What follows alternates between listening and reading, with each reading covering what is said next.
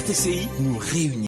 Autour du midi, vous est proposé aujourd'hui du Palais du Cram, le palais des expositions qui accueille depuis le 20 janvier le festival de l'art de vivre et du patrimoine. Le patrimoine et l'art de vivre sont donc à l'honneur aujourd'hui. Le patrimoine tunisien mais aussi d'autres pays dans ce festival. C'est aussi notre manière de lancer un message d'espoir à tous ces jeunes qui réclament leur droit au travail, le droit à la vie. Et aujourd'hui, on parle justement de l'art de vivre. L'art de vivre, c'est aussi se battre pour trouver des solutions. Nous allons dans quelques instants d'ailleurs donner la parole à des jeunes diplômés qui ont réussi à lancer leur propre projet. Nous parlerons donc aujourd'hui de la cuisine, du tissage, des produits du terroir, de la création d'accessoires, de bijoux, de la mosaïque et pas que. Nous parlerons aussi du karakouz, un genre théâtral introduit en Tunisie par les Ottomans. Nous parlerons de tout cela et de bien d'autres choses. Mais nous allons commencer par la gastronomie. Dans quelques instants, nous allons donner la parole à la présidente de ce festival. Mais là, nous allons donner la parole au président du jury du concours, Zeynep Karak, chef Rafiqa Tletli. Bonjour. Bonjour. Tout d'abord, je dois saluer tous les gourmets de Tunisie, comme d'habitude. Et comment ? Et puis, je vais vous expliquer un petit peu le concours qui va se passer aujourd'hui et demain. Très bien. Donc, ça démarre dans quelques instants. C'est un concours gastronomique nommé Zeynep Karak. Oui. D'ailleurs, dans quelques instants, ça va démarrer et puis juste après, vous allez siffler donc la fin de ce concours. On peut déjà voir les jeunes très enthousiastes, Oui. très motivés. Oui. Ils sont 12, chef Rafiqa. Ils sont de partout, ils viennent des écoles hôtelières, des écoles de formation professionnelle. Et ce sont des jeunes ou des jeunes commis de cuisine qui sont là pour suivre ce concours. Ils sont 10 en tout, 6 vont passer aujourd'hui, 3 le matin, 3 l'après-midi et 4 autres demain matin. Et la proclamation des résultats sera demain à 15h. Très bien. Alors, présentez-nous ce concours. En quoi consiste-t-il ? Alors, justement pourquoi Zeynep Karak ?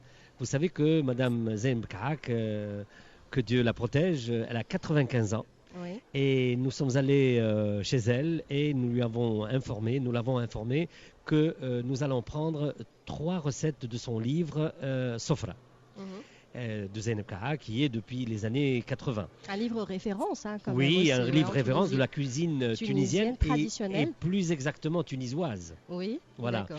D'ailleurs, Zeynep Karak est vraiment connue pour être la gardienne de ce savoir-faire ancestral, Exactement. de cette cuisine traditionnelle tunisienne et tunisoise. En plus, ce qu'il y a de beau dans le livre, c'est qu'elle est narrative. Oui. Elle raconte comme si elle était dans une cuisine. Donc, c'est vraiment joli de lire le texte et de voir comment est faite la recette. Alors, nous avons choisi 3 recettes de son livre. C'est le rasben de sèche, et puis le kapkabo et le mulet aux variantes.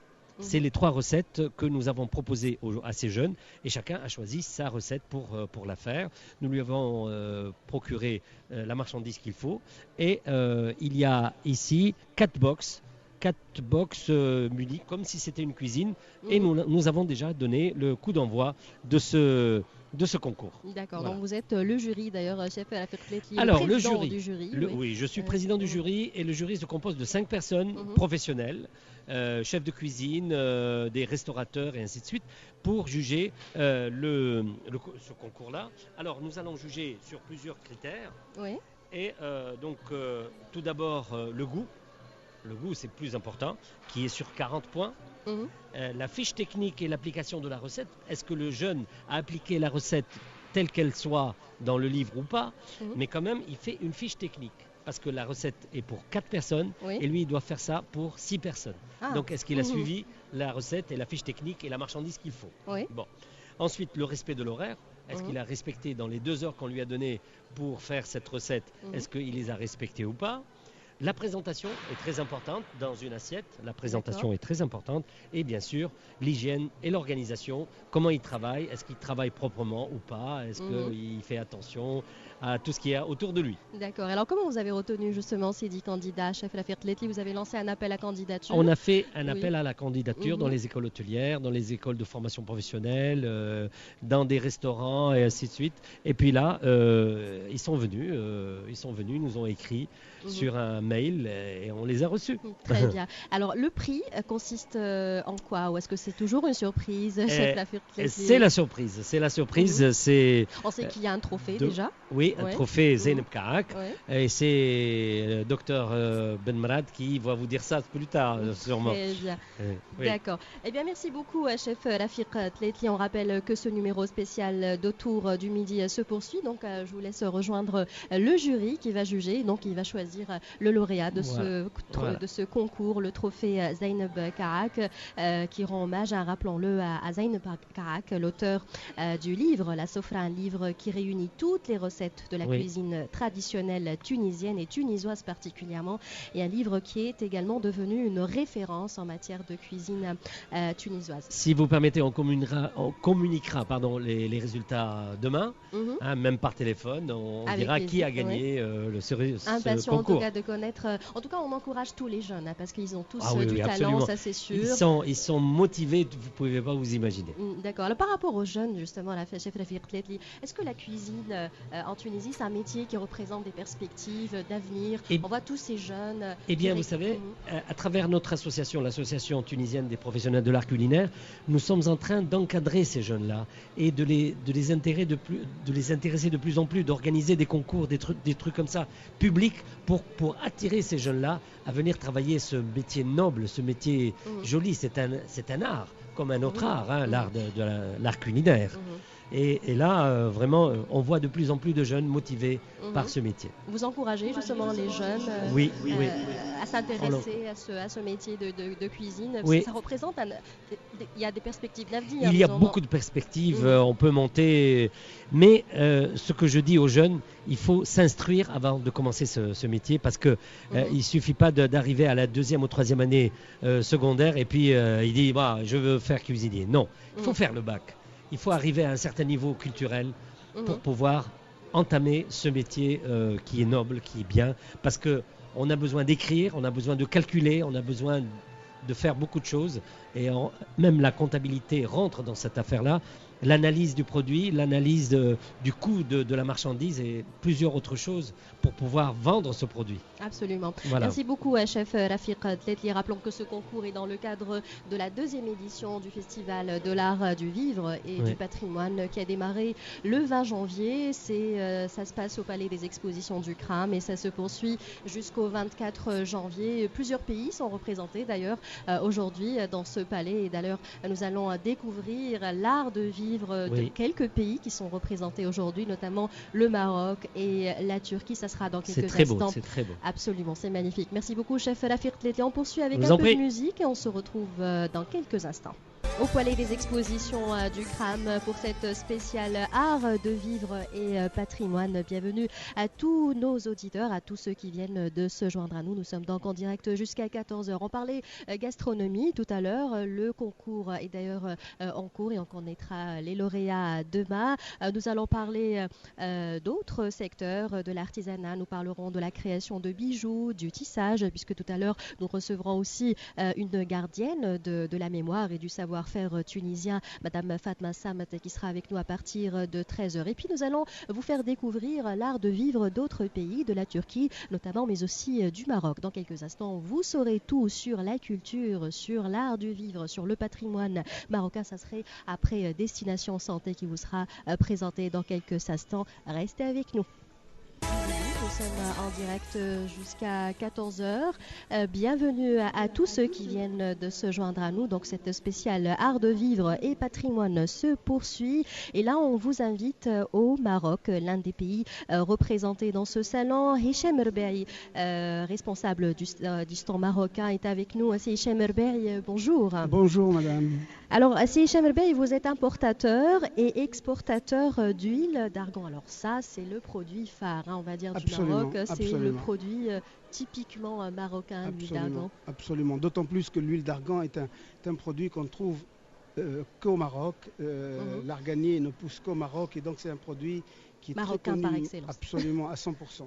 D'accord. Alors quel usage fut-en justement de l'huile d'argan au Maroc? L'usage de l'huile d'argan est très vaste. En fait, c'est un produit qui peut être utilisé aussi bien sur la peau que sur les cheveux, sur les ongles, pour les gens qui ont des des taches, pour tout ce qui est cicatrices, pour les vergetures. Enfin, c'est un produit universel. Hein. L'huile d'argan est connue pour être un produit qui remplace pratiquement tous les produits cosmétiques. C'est une huile magique. C'est une huile magique, c'est une huile exceptionnelle, absolument. Ouais. C'est l'huile miraculeuse, tout à fait.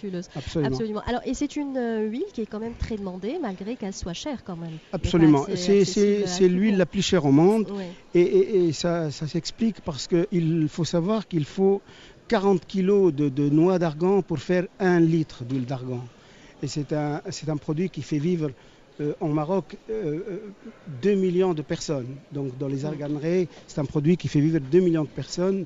Évidemment, tout est fait manuellement, ce qui explique en partie le coût. Et comme la demande est de plus en plus forte dans le monde, et que la production ne fait que baisser malheureusement tous les ans, il y a 600 hectares d'arganeries qui disparaissent, ça fait une pression supplémentaire. Pourquoi? C'est une surexploitation? Alors, il y a le phénomène naturel. Et il y a aussi les accidents qui sont par exemple les incendies de forêt comme il y a eu il y a 2 ans. Il y a aussi l'exploitation à la place de l'arganerie de cultures maraîchères. Donc la production baisse à cause de ces 2 pressions naturelles et aussi par l'homme. Par les accidents, mais est-ce que justement les producteurs font des efforts pour protéger? C'est quand même une fierté, une richesse qu'il faut préserver aussi au Maroc. On ne peut malheureusement pas faire beaucoup d'efforts parce que c'est un arbre qui pousse naturellement. On ne peut pas le planter. L'arganier, c'est un arbre qui pousse naturellement et donc on essaie de le planter, mais ça ne marche pas toujours. Donc il y a toujours une baisse dans la production et une très forte demande, d'où l'augmentation du prix qui peut atteindre parfois 20% tous les ans. Hein. Cette année, il y a eu 20% d'augmentation. Quand même. Absolument. Et ça n'a pas empêché en tout cas la demande d'augmenter en non, parallèle aussi. Non, heureusement, la demande augmente parce que les gens sont à la recherche de produits naturels. Oui. Et il n'y a pas plus naturel que l'huile d'argan, évidemment. Hein. Oui. Alors sur votre stand, il n'y a pas que l'huile d'argan, il y a des produits cosmétiques, mais aussi de jolies tenues traditionnelles. Absolument, absolument. Alors ça, c'est la partie qui concerne ma femme. Donc elle fabrique des caftans et des djellabas. Elle les fabrique parfois en Tunisie, parfois au Maroc. Et elle a, je dois dire, beaucoup de succès aussi parce que ce sont très jolies choses. Ouais. Très jolies choses. Et c'est vrai que les caftans et les djellabas, c'est quand même typiquement marocain aussi. C'est typiquement marocain et ça commence à être très demandé en Tunisie. On voit de plus en plus dans les mariages et dans les soirées des gens habillés, enfin des femmes habillées. Et c'est tellement plus joli d'ailleurs que des tenues occidentales. Malheureusement, nos tenues tunisiennes disparaissent de plus en plus et maintenant on voit... Est-ce que c'est le cas justement au Maroc aussi? Non, pas du tout. Quand vous allez au Maroc, vous allez dans un mariage, toutes les femmes, sans exception, qu'elles soient vieilles, jeunes, avec des caftans, c'est quelque chose de merveilleux. C'est tendance, c'est à la mode avec des designs plus modernes. Bien sûr, le caftan est connu dans le monde entier. Vous avez des comédiennes américaines, françaises qui s'habillent en caftan. C'est un produit. C'est de la haute couture. Ah oui, absolument. Alors, on va finir avec la cuisine, puisque on parlait justement de la cuisine. On a démarré d'ailleurs cette spéciale avec la Tunisine. Alors, la cuisine marocaine, tout le monde la connaît, elle est très appréciée. Écoutez, non seulement elle est appréciée, mais elle est classée dans le monde en numéro 3, je crois. La première cuisine, c'est la cuisine française. La deuxième, c'est la cuisine chinoise par sa variété. Et la troisième, c'est la cuisine marocaine par son extrême variété, par les épices et par le soin qui est apporté, par la manière de cuire, parce que c'est cuit toujours dans les tagines à feu doux qui donne un goût exceptionnel. Moi, je suis un amateur de cuisine marocaine depuis au moins 30 ans. Et je ne mange que ça. D'accord. Je ne mange que ça tous les jours. Et le plat national au Maroc, est-ce que c'est le couscous comme ici ou est-ce qu'on a Alors il n'y a pas vraiment de plat national. Il y a le couscous que les Marocains font tous les vendredis. Mais les plats, c'est les tagines. Les tagines, il y a des variétés énormes, avec que ce soit un mélange sucré-salé ou simplement du salé. Mais c'est la cuisine vraiment traditionnelle. C'est des tagines. Par exemple, au Maroc, vous ne trouvez pas de gens qui font des pâtes. Les pâtes ne sont pas connues. Vous allez dans un supermarché au Maroc, il n'y a pas de pâtes. Il n'y a pas de riz. C'est toujours des tagines. qu'on peut mélanger avec des tas de légumes, des fruits, etc. Mais c'est toujours le tagine. Mais il n'y a pas vraiment de plat typiquement marocain. Hicham Erbaï, vous êtes tuniso-marocain. Absolument. Il y a beaucoup de similitudes entre le Maroc et la Tunisie, l'Algérie, et aussi en tout cas entre les pays du Maghreb, quand on parle d'artisanat, n'est-ce pas? Absolument. Alors, en ce qui concerne l'artisanat, malheureusement, nous avions de l'artisanat en Tunisie, mais il a tendance à disparaître parce que maintenant on importe plutôt des produits qui viennent de Chine, qui sont transformés, alors que le Maroc conserve ses traditions. En ce qui concerne l'artisanat est encouragé et vous avez des Américains qui viennent au Maroc pour acheter de l'artisanat marocain. Moi je suis amateur, j'achète beaucoup d'artisanat marocain. L'artisanat au Maroc se porte bien, il n'y a pas d'artisanat made in China au Maroc? Non, c'est interdit, absolument interdit. Et puis l'artisanat est tellement aidé au Maroc, est tellement reconnu, il y a des écoles, il y a des formations, etc. Et c'est le seul produit au Maroc qui n'est pas soumis à la TVA. C'est le seul pour encourager justement la production. D'accord. Et c'est même un vecteur de développement, quand vous dites du tourisme. Un facteur très important. Marocain. Merci beaucoup, Hicham. Je vous en prie, c'était un plaisir. Je vous souhaite une bonne continuation. Merci à vous également. Vous êtes importateur d'huile d'argan et vous faites donc ce voyage régulier entre la Tunisie les deux pays, et le Maroc, vos deux pays. Mes deux pays, absolument. Merci beaucoup. Merci, au revoir. On va donner la parole à la présidente et fondatrice de ce festival, Sonia Benmrad. Bonjour. Bonjour. Alors, Sonia Benmrad, c'est la deuxième édition de ce festival. Il y a eu déjà une première édition. Alors, outre la volonté de faire découvrir la richesse patrimoniale de la Tunisie, ce festival, il a d'autres dimensions, notamment une dimension économique, mais aussi sociale. Oui, dimension économique surtout, c'est très important pour moi parce que, comme disait maintenant Tawassi Hichem, j'entendais ce monsieur parler, ce grand monsieur de l'Argan parler, et j'étais un peu jalouse. C'est vrai que le Maroc aide beaucoup ses artisans, c'est vrai, mais nous avons aussi un pays d'abord qui est d'une richesse inouïe, il n'y a rien à dire. Mais on a des efforts qui sont faits grâce à l'ONA, grâce à notre ministère du Tourisme. Mais il reste encore beaucoup à faire, dont ce festival et d'autres initiatives, je l'espère. Donc, moi, l'idée de ce festival est venue du fait qu'on s'est dit on peut faire beaucoup plus pour l'exportation. On a un produit magnifique, on a un produit diversifié, la gastronomie, la bijouterie, le tissage, le verre soufflé. Le meuble, tout est tellement beau, tellement fin, tellement diversifié. On ne peut pas accepter de ne pas voir nos produits sur les tables françaises, américaines, belges, chinoises. C'est pas acceptable. Alors bon, moi, ce festival-là est un chemin. D'autres suivront et d'autres seront tout aussi intéressants et bien plus, je l'espère. Mais on se dit, il n'est pas possible qu'il n'y ait pas une dimension économique très forte pour notre artisanat. C'est beau, c'est culturel, c'est très bien. Il faut que ça gagne de l'argent, beaucoup d'argent, pour ceux qui le font, qui en font un travail qui soit un travail d'artiste ou un travail d'entrepreneur, je veux dire. Il devrait y avoir une dimension économique qui est vraiment présente et pas de temps en temps faire des petites ventes comme ça, non. Pas faire une foire et vendre 10 kilos de je sais pas quoi et revenir. Il faudrait pouvoir sur la durée avoir des liens nourris avec des médias étrangers, avec des chaînes de distribution, avec des personnes qui sont des leaders d'opinion à l'étranger pour pouvoir prendre ce produit tunisien extraordinaire et le hisser vers d'autres tribunes, d'autres cieux, voilà. Et c'est le but aussi de ce festival-là. On a invité plein de VIP du monde entier.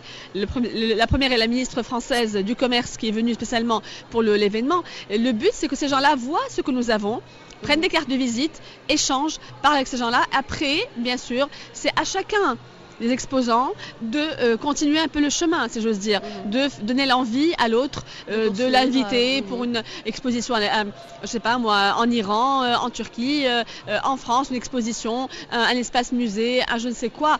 Mais c'est pour ça qu'on a pris des gens de qualité. Nos exposants sont des gens de qualité, qui sont des gens intelligents, qui ont un niveau, qui ont une éthique, qui ont un bon produit, parce qu'il faut des gens qui sont capables aussi de faire un suivi de ces relations-là et de pouvoir comprendre la dimension de l'exportation qui n'est pas seulement aller faire une foire et vendre. Non, c'est plus que ça. Il faut un travail sur la durée, un travail même je dirais personnel, j'espère que Boussaïna sera bientôt amie avec Jean-Louis Oliver, avec Hilde Haï, avec Leïla Agakrienne d'Iran, voilà. Il faut créer des amitiés, des relations proches Et après, c'est à eux de bâtir leurs relations, de bâtir leur chemin. Et nous, on est là pour leur présenter des choses. Et eux, après, ils continueront le chemin. Voilà, donc toutes les actions elles doivent s'inscrire dans la durée, comme vous dites, Dr Sonia Benmrad. Alors dans ce festival, pour revenir à ce festival, il y a un peu de tout. Oui. On a pu voir à travers les stands pas mal de secteurs représentés. Donc vous avez quand même essayé de réunir presque tous les secteurs de l'artisanat. Il y a pratiquement tout.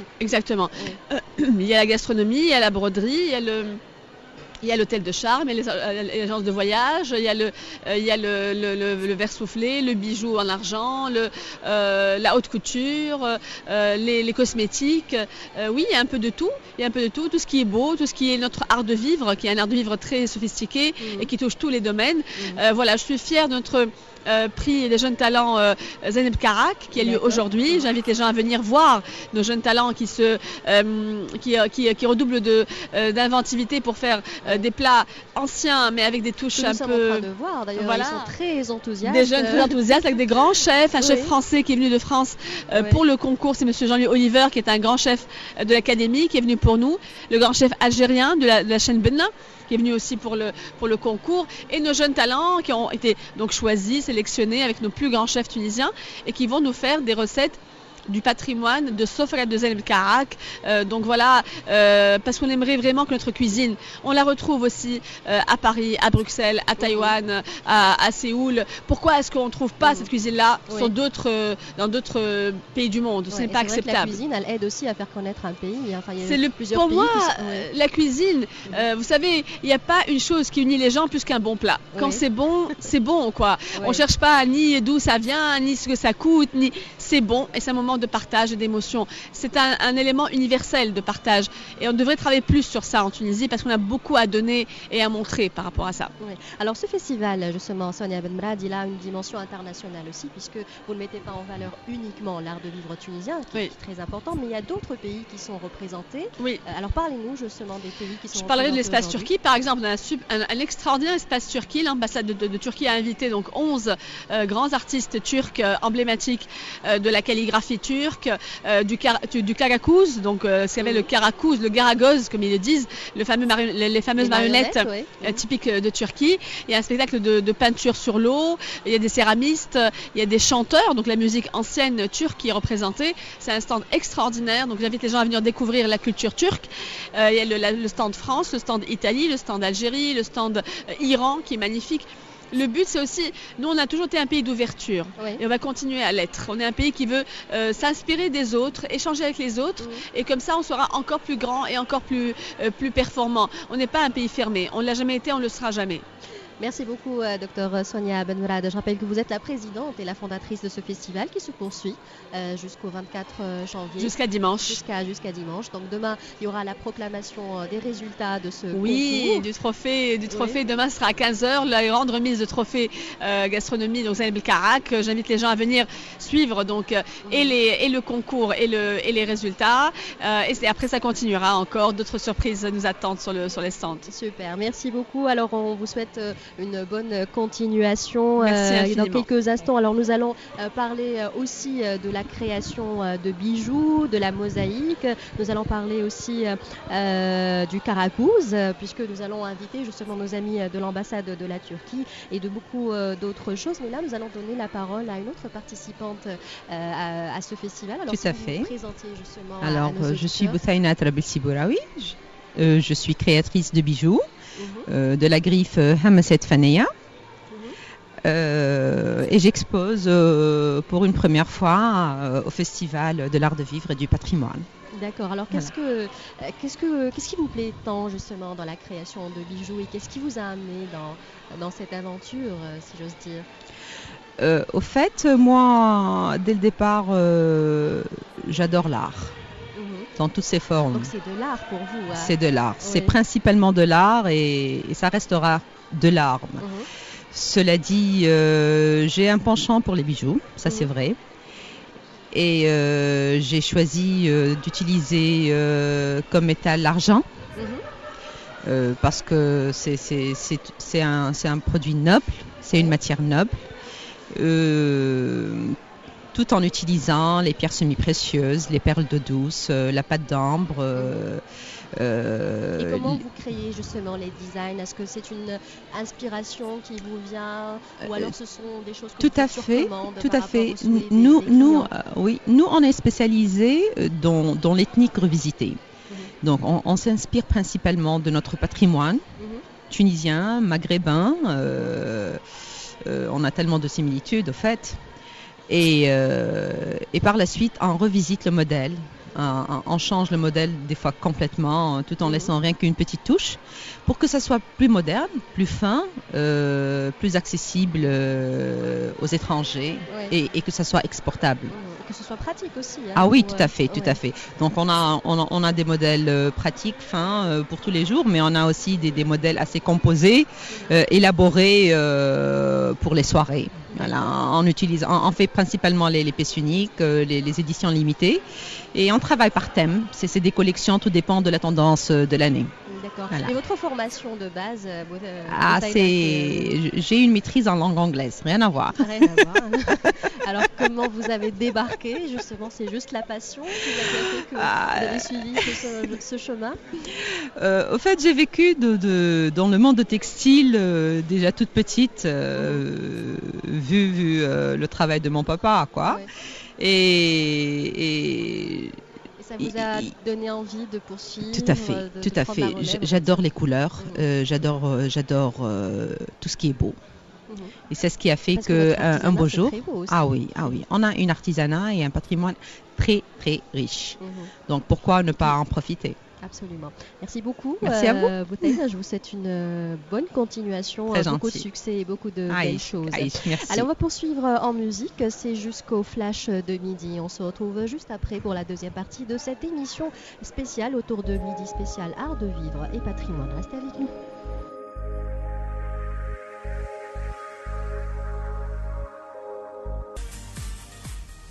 Et on se retrouve, chers auditeurs, autour du midi spécial aujourd'hui, malgré l'actualité un peu dure. Alors aujourd'hui, on a choisi le Palais des Expositions du CRAM comme lieu et décor à notre émission. Le Palais des Expositions du CRAM qui accueille le Festival de l'Art de Vivre et du Patrimoine. L'Art du Vivre et du Patrimoine, on en parle au cours de cette deuxième partie avec des chefs. Et qu'est-ce que je suis gâtée, je suis entourée des meilleurs chefs de cuisine. Donc je commence avec chef Foued Frini. Bonjour chef.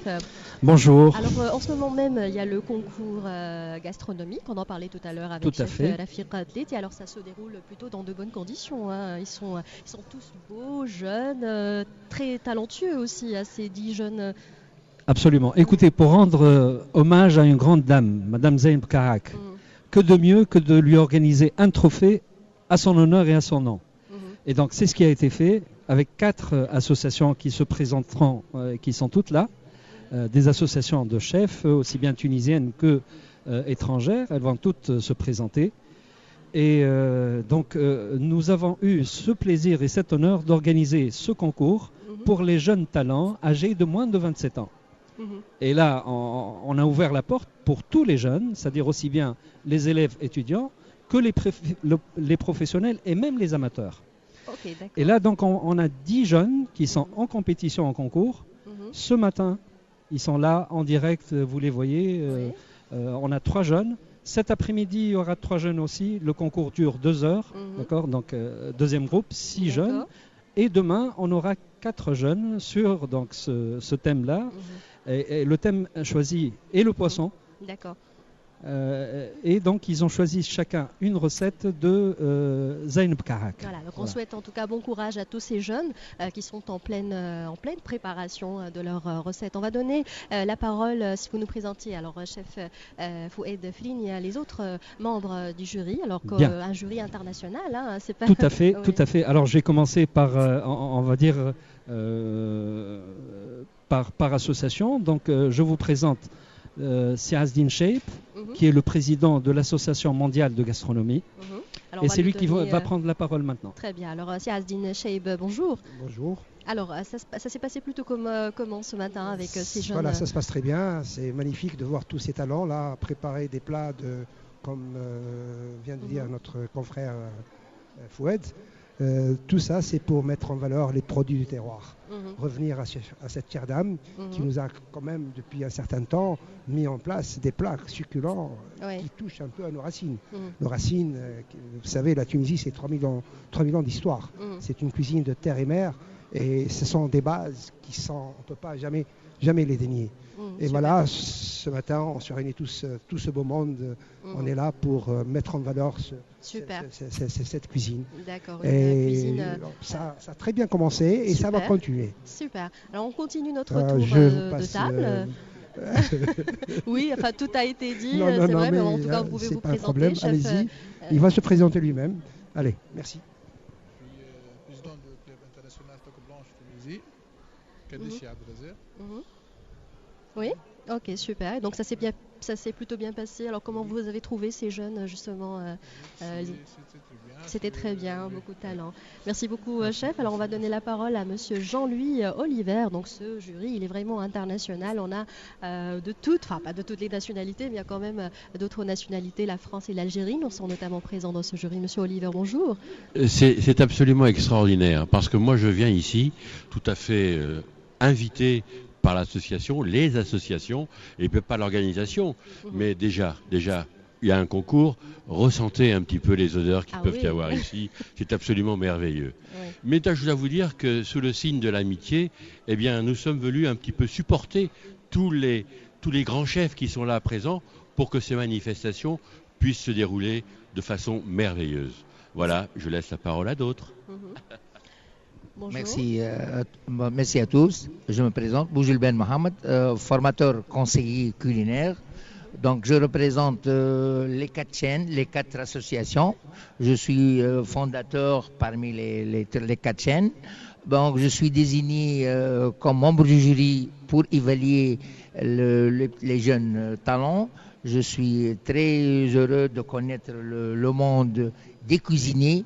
Et ça fait quelques années qu'on a évolué ces rencontres et on a avancé, j'espère, dans ces genres de concours, Donc, j'encourage les jeunes à se présenter, à oser se présenter pour les concours. C'est pour se manifester, pour vraiment présenter leur désir, leur plaisir, leur motivation dans la cuisine tunisienne et la cuisine du monde international. Merci à tous et je vous présente notre cher ami cuisinier Karim qui est venu de l'Algérie, qui nous a honorés hier avec quelques plats algériens délicieux et je cède la parole à notre cher ami Karim. Oui, chef Karim Segelani, bonjour. Merci. Alors vous avez gâté les visiteurs hier avec la cuisine algérienne. J'espère. Bonjour. En tout cas, il y a des échos plutôt positifs sur ce que vous avez préparé. Oui, selon les remarques. Bonjour et merci pour l'invitation. Je tiens à remercier toute la Tunisie pour l'invitation. Je me présente chef Karim Segelani. Je suis animateur chef de groupe Chourouk TV et la chaîne Benna. Avant tout, je dois remercier aussi les chefs et les présidents des associations tunisiennes pour l'initiative du concours, pour développer le produit terroir ou la gastronomie du terroir tunisienne. J'espère qu'on va le faire aussi en Algérie. J'ai pris l'idée, je vais la développer en Algérie. Très bien. Voilà. Et vous serez invité alors certainement. Ça c'est sûr, ça c'est sûr. On a des rebelles alors il faut qu'ils viennent. C'est magnifique. Voilà, merci beaucoup, chef Karim Segelani. Alors, vous avez fait aussi des séances de show cooking dans le cadre de ce festival, chef Foued Frini. Et c'était quoi? C'était des démonstrations. Voilà, le but, si vous voulez, c'est que ce festival ne reste pas uniquement pour les initiés et pour les cuisiniers, mais qu'il s'ouvre aussi au grand public. Et donc, pour le grand public, on a organisé un show cooking hier. Et le thème du show cooking, hier et avant-hier, en fait, et dimanche aussi. Et donc le thème, ce sont les croisements de cuisine en Méditerranée. Donc c'est à partir, on va dire, de plusieurs croisements. Comme vous savez, comme l'ont dit les chefs, la Tunisie a une civilisation qui est 3 fois millénaire. C'est un croisement, c'est une mosaïque de civilisations qui sont venues d'ailleurs. Et justement, notre cuisine est très riche de toutes ces rencontres. Oui. Et alors, le show cooking a commencé en fait avant-hier avec une recette amazir berbère qui est vraiment du cru de Tamazrat.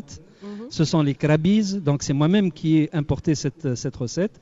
J'ai assisté justement au nouvel an berbère amazir de l'an 2966, avant-hier. C'était donc la semaine dernière. Et avant-hier, j'ai réalisé les krabiz qui sont en fait l'ancêtre des noisser. Ce sont des noisser faites avec des pâtes fraîches, des pâtes fines, à base de farine et avec base de qadid et de légumes et de dbebech, comme on dit, c'est-à-dire pois chiches, les légumineuses. Voilà.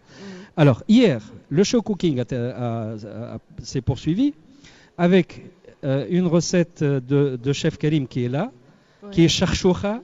Vraiment shayekhna b'charchoucha. Alors, c'est à base de charchour. Le charchour, c'est du mlewi qui est plus fin et avec des légumes sautés et du poulet. C'était vraiment succulent. C'est une recette qui a eu un grand succès. Le chef Mohamed Boujelben, notre doyen ici, nous a gâtés avec une hummus revisitée, avec un borgl, revisité. Il l'a fait aux chevrettes. C'était vraiment délicieux. Et le borgl, comme vous savez, c'est une recette de saison.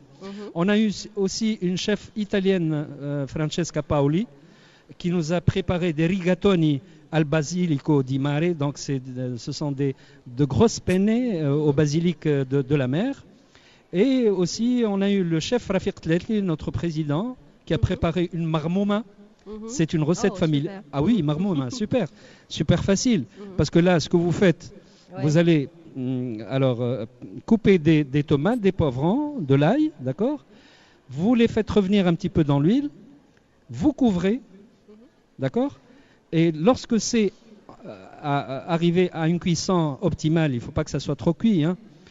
Et donc là, on va ajouter juste des graines de coriandre écrasées et mettre des œufs et couvrir. Et c'est pour ça que ça s'appelle marmouma. Et donc tout ça va cuire en fait dans l'eau végétale, l'eau des tomates et des poivrons, sans ajout d'eau. Et voilà. C'était donc délicieux. C'était vraiment délicieux. Chef Fouad Frini, merci beaucoup pour cette recette.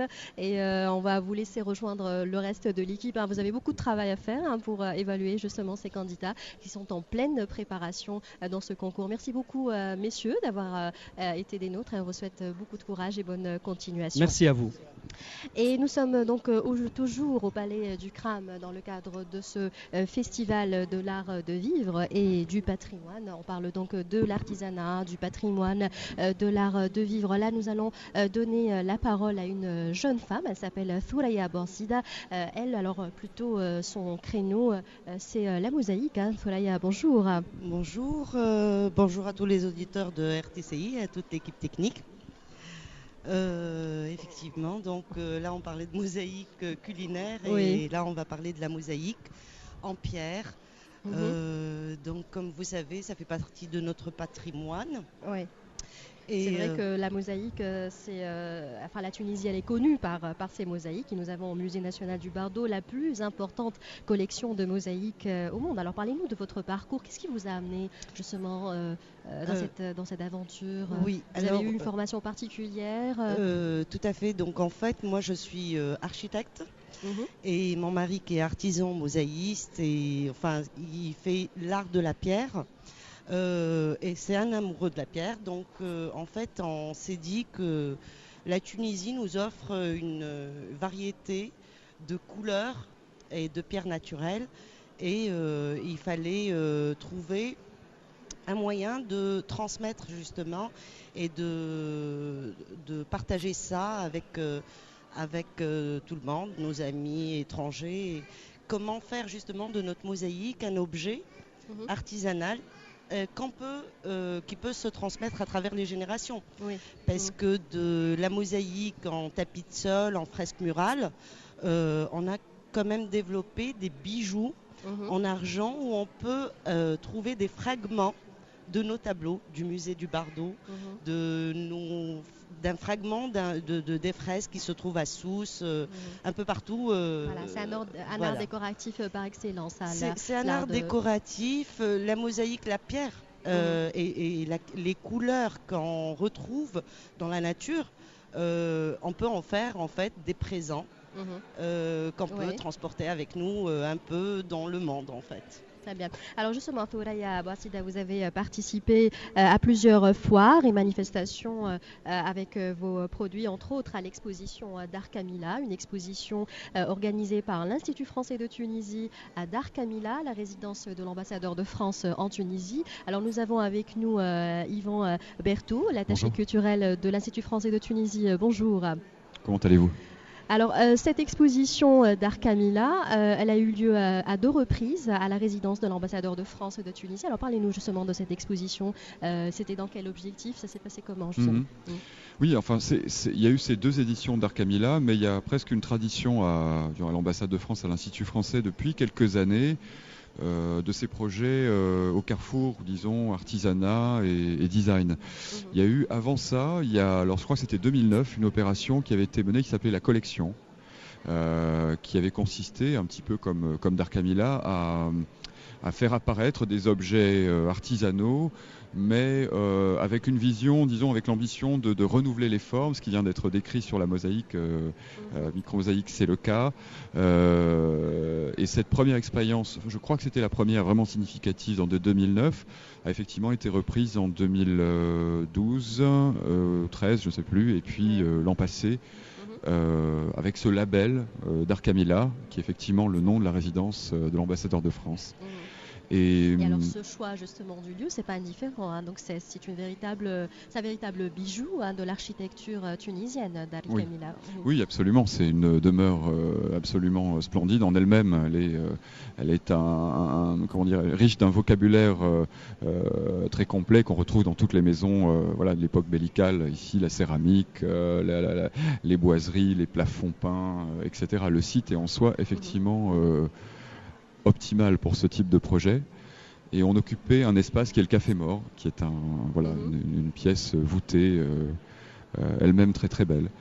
Donc voilà, ce projet, il a consisté à associer un nombre d'artisans, pas les mêmes, chaque fois on se renouvelait, et l'idée de faire évoluer les formes avec un regard qui soit celui de designers, c'était le cas de la collection, on avait un collectif de designers qui se sont rendus dans les ateliers et qui ont passé du temps pour développer les objets en question. Dans la dernière édition, c'était Philippe Xéry, le styliste qui était le commissaire, qui donc lui aussi a essayé de trouver une cohérence dans cette collection. Il a essayé de trouver un storytelling nouveau, parce que l'enjeu, pour revenir là-dessus, c'est aussi celui-là, c'est-à-dire effectivement qu'est-ce qu'on raconte avec ces objets. On veut les sortir absolument de leur ornière, disons, touristique, caricaturale, hein, et on voulait, avec le dernier épisode, les faire apparaître dans un contexte très beau, assez luxueux, assez précieux, assez rare, donc, très élégant. Il y avait cet objectif donc de soutenir un petit peu et de donner un coup de pouce à ces artisans pour les aider à commercialiser justement leurs produits, donc à travers la modernité, à travers l'innovation, à travers le design aussi. Bien sûr, oui, le design c'est toute une approche, c'est-à-dire que l'objet en lui-même, soit c'est une babiole, soit c'est un objet qui va trouver sa place dans le monde quotidien, dans les cuisines, dans les salles de bain, dans les chambres. Et là, il y a un travail à faire parce que effectivement, le designer pense en ces termes-là. Il y a des normes, hein, les assiettes, une assiette, elle doit avoir un certain diamètre. Il y a une question de régularité de la production, il y a une question de matériaux utilisés, une question de... On peut innover toutes ces questions-là, sans toucher à l'authenticité du produit ou du savoir-faire. Oui, bien sûr.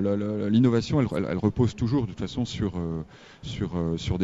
des savoir-faire, simplement une évolution qui, à un moment donné, devient nécessaire. Et avec modestie, parce que évidemment, des projets comme ça... ne vont pas changer radicalement la donne du jour au lendemain, mais je pense qu'ils ont contribué à renouveler les formes, renouveler le regard, essayer d'inviter les artisans à rentrer dans une logique économique effectivement un peu plus formalisée, ce qui n'est pas évidemment simple parce que tout ça est fragile. En tout cas, c'était l'ambition. Je pense qu'on a atteint cet objectif-là et on a bien entendu l'ambition de renouveler ce projet. Donc il y aura une troisième édition c'est vraiment c'est en cours. C'est en projet, pas cette année, je pense qu'on en fera, on va être sur une alternance biennale plutôt. C'est long à développer. Et donc c'est plutôt pour 2017 qu'on prépare un projet plus ambitieux dans ce domaine. D'accord. Voilà. D'accord, donc la résidence qui est déjà en soi un joyau, comme vous dites, Yvon Berthoud a ouvert ses portes pour accueillir les artisans tunisiens. Et alors il y avait plusieurs secteurs qui étaient représentés, il y avait pratiquement tous les secteurs de l'artisanat, ou presque. Ah oui, je crois qu'on avait on avait la verrerie, on avait la mosaïque, les bijoux, le marbre. On avait un marbrier nous avait amené je me souviens d'une somptueuse baignoire qui avait été taillée dans un unique bloc de marbre, assez lourde. Mais splendide. On avait bien sûr la broderie, on avait la natte. Alors la natte était présente dans certains objets. Le mobilier aussi. On a, pour ceux qui passent au CRAM aujourd'hui, deux exemplaires des meubles qui avaient été conçus. Il y a un fauteuil et une méridienne. Inspiré du vocabulaire bellical, disait Philippe, je me souviens. Bref, oui, pas tous les champs, mais on avait les parfumeurs, les savons étaient là aussi. Oui, on avait ratissé large, quoi. Voilà, si je peux dire. Merci beaucoup Yvon Berthoud. Je rappelle que vous êtes attaché culturel de l'Institut français de Tunisie. Je redonne la parole à Thoraya Bouassida, donc vous avez participé donc à cette... Alors parlez-nous de cette baignoire avec laquelle vous avez participé. Oui, en fait la baignoire c'est toujours la pierre tunisienne. Et il fallait développer des objets avec un design assez sobre, assez épuré. Et justement, cette baignoire répondait aux exigences de l'expo, c'est-à-dire d'avoir justement une forme assez recherchée avec une pierre naturelle, et c'est resté dans l'objectif de ce qu'on voulait montrer justement avec cette baignoire. D'accord. Alors la participation justement Ferdows dans ce genre d'événement, l'exposition d'Art Camilla ou ce genre de festival, c'est certainement très important, mais est-ce que c'est suffisant pour les artisans, pour les artistes, pour les designers, pour faire connaître, pour promouvoir cet art et promouvoir les produits aussi? En fait, l'expérience était très très enrichissante parce que ça nous permettait, nous artisans, de mettre en avant nos produits, ce qu'on sait faire, notre savoir-faire, mais ça reste insuffisant malheureusement parce que justement il n'y a pas de lieu où on pourrait exposer toute l'année. Présenter des choses toute l'année, faire évoluer notre produit, ça reste toujours très ponctuel. Et puis justement, comme ce festival de l'art de vivre et du patrimoine reste une occasion rare. Ça ne se fait pas sur toute l'année. Il n'y a pas d'espace où tous les artisans peuvent présenter justement leur innovation, les nouveautés. Donc oui, il faudra plus d'action. Alors le travail de la mosaïque, c'est justement un travail qui nécessite beaucoup de temps, beaucoup d'efforts. La mosaïque en tant qu'art décoratif, est-ce que c'est demandé par les clients tunisiens ou est-ce que ce sont surtout les étrangers, si je peux dire, les occidentaux qui demandent plus cet art décoratif? Ça commence à se développer et les Tunisiens commencent à en demander. C'est vrai que les étrangers restent beaucoup plus sensibles à ce patrimoine. Nous essayons justement de développer, de varier les objets, les produits, pour que ça touche plus les Tunisiens. Moi-même architecte, j'essaye de sensibiliser justement mes collègues architectes pour pouvoir développer au moins cet art-là dans tout ce qu'on peut voir. Ça peut être enrichissant pour le métier en fait.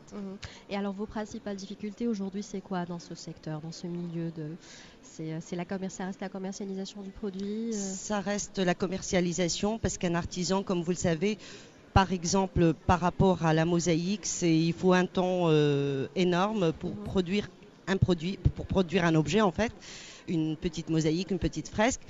Et ce qui nous manque, c'est la communication, c'est le marketing en fait. Et c'est pas notre métier, donc il faudrait qu'il y ait des équipes spécialisées pour justement mettre en valeur pas seulement la mosaïque, mais l'artisanat en général. Avoir un label, je pense que l'Office de l'artisanat travaille dessus. J'espère qu'ils vont nous sortir des textes qui pourront justement faire évoluer notre produit tunisien, l'artisanat tunisien, comme ce qui se fait au Maroc. Et on est un peu en retard, mais j'espère qu'on va rattraper ce retard-là. Alors, dernière question, Thoraya Bouassida, selon vous, c'est quoi l'avenir de cet art dans la décoration et l'architecture en Tunisie, de la mosaïque? Je suis très optimiste. Ok, super. Parce que justement, il y a des jeunes qui soient architectes, designers, il y a des écoles qui forment bien. Je pense que là, ils commencent, et d'ailleurs c'est ce qu'on voit, même ici, tous les artisans qui représente la Tunisie, commence à se mettre dans l'air du temps, à voir ce qui se fait un peu partout, parce que avec ce phénomène de mondialisation, nous essayons quand même d'être à la page et de donner une belle image de la Tunisie. Merci beaucoup, Thoraya Bouassida. C'est moi qui vous remercie. Merci. Et beaucoup de courage. Merci à vous. Voilà, si vous voulez tout savoir sur l'art de vivre turc, restez à l'écoute. Vous aurez tous les détails dans quelques minutes. Et nous sommes toujours au CRAM. Bienvenue à vous, chers auditeurs, et aux visiteurs qui nous suivent aussi en direct. Nous sommes donc au Palais des Expositions du CRAM qui accueille la 2e édition du Festival de l'Art de Vivre et du Patrimoine. On suit donc un petit peu cette actualité dans une ambiance, c'est vrai, plutôt morose. Rappelons à nos auditeurs qu'un couvre-feu a été décrété à partir d'aujourd'hui de 20h jusqu'à 5h du matin. Nous allons donc maintenant découvrir ensemble ou redécouvrir la richesse de la culture et du patrimoine de la Turquie. Nous avons avec nous sur ce plateau Monsieur Oskay Kavuzlu, conseiller à l'ambassade de Turquie à Tunis. Bonjour. Bonjour à tous. Alors le stand de la Turquie est très animé avec de la musique, des marionnettes, des démonstrations de calligraphie. Alors le patrimoine turc, il est tellement riche qu'on ne peut pas le résumer en quelques minutes, mais on va parler de ce que vous avez choisi de montrer dans ce festival. Tout d'abord la calligraphie, donc c'est un art très ancien en Turquie, la calligraphie. Oui, exactement, c'est une sorte d'artisanat traditionnel, ce qui est populaire en Tunisie aussi. Les gens font beaucoup d'attention pour ça aussi. C'est un art très riche en Turquie. Et dans notre stand, je veux vous parler des autres participants aussi. On a invité ici une troupe musicale de la musique traditionnelle turque. 5 musiciens sont venus pour participer à cette foire. Comme je viens de dire, il y a une artisan de calligraphie, on a une artisan de hébreu. Ça, c'est une sorte d'art traditionnel très rare et très intéressant. C'est l'art de faire le dessin sur l'eau. Et vous en faites aussi la démonstration? Oui, on fait la démonstration aussi. Vous pouvez pratiquer dans notre stand. Vous êtes toujours le bienvenu. On a un artisan d'argent, comment faire des bougies, etc. Et on a un artisan de céramique. Et on est venu ici avec 11 artistes. On a essayé de participer à cette foire d'une façon très riche. Et on est très contents, nous sommes très contents d'être invités et participer à ce foire. Très bien. Alors on en parle sur un fond musical joué en direct par un luthista qui fait partie de la délégation turque et qui nous fait le plaisir de jouer du oud en direct. On va justement en parler dans quelques instants. Une jolie chanteuse est aussi avec nous sur ce plateau. Alors avant de parler musique, il y a aussi un art parmi les plus anciens et les plus ancestraux, c'est l'art du Karakouz, un art qu'on connaît aussi en Tunisie depuis l'époque ottomane. Justement, alors parlez-nous un petit peu de cet art. Oui, Karagöz, c'est un art traditionnel. On peut désigner comme un jeu d'ombre avec des marionnettes. C'est pour les enfants. On a aussi un saint.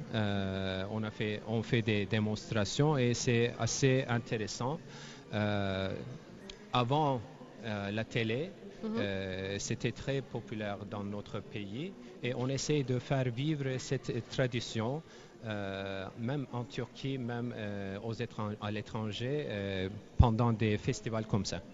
Est-ce que cet art est toujours populaire en Turquie ou est-ce qu'il a tendance à disparaître plus ou moins? Non, c'est un art vivant encore parce qu'il y a beaucoup d'artistes qui le pratiquent et c'est l'un de notre richesse culturelle. D'accord.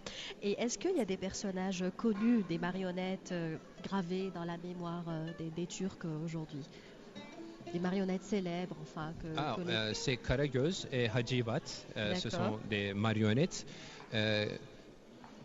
S'il faut raconter un peu, s'il faut parler ils sont des bons amis. Karagöz est un personnage un peu méchant, mais il a un cœur très bon. Oui.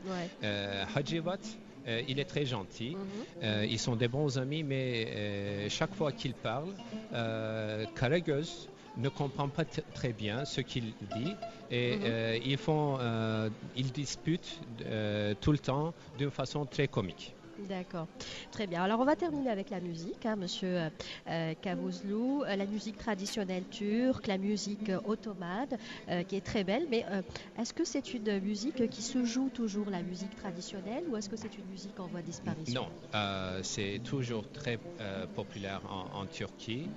C'est notre groupe qui sont venus de la ville Samsun. Et c'est toujours très vivant. Ils sont venus spécialement de la Turquie pour ce festival et pour faire des performances live. D'ailleurs, on écoute de la belle musique, une belle interprétation, un beau jeu, on va dire, du oud. Il y a des instruments spécifiques à la musique turque ou la musique ottomane. Je crois que vous connaissez ces instruments parce que ça ressemble beaucoup à ça ressemble beaucoup et vous les utilisez aussi. On a du oud, de kanun, du rythme, le violon. Et quand vous allez écouter, vous allez voir que ça ressemble beaucoup. Il y a beaucoup de ressemblances, c'est vrai. Et d'ailleurs, on dit que la musique turque, la musique ottomane, elle n'est pas uniquement une musique turque. Elle prend sa source aussi bien dans la musique turque qu'arabe ou persane, byzantine. C'est un mélange. C'est une richesse. Et c'est très riche, effectivement. Exemple de noms qui ont fait l'âge d'or de la musique en Turquie. Exemples de noms qui ont fait l'âge d'or de la musique, comme par exemple la musique arabe Kulthum, ou enfin des noms qui ont brillé dans la musique, qui sont très très célèbres en Turquie. Oui, bien sûr. Il y a plusieurs sortes de la musique et on va écouter un exemple de la musique traditionnelle. Alors, présentez-nous justement ces artistes. D'accord. Je vous présente notre soliste, Madame Tulin, et je vous présente notre... Bonjour Madame. Bonjour. Monsieur Kenan, il va nous jouer du oud. Très bien. Alors, Madame va nous chanter un morceau du patrimoine turc, c'est ça? Alors, je vous laisse donc le micro. Okay. Une chanson du patrimoine turc.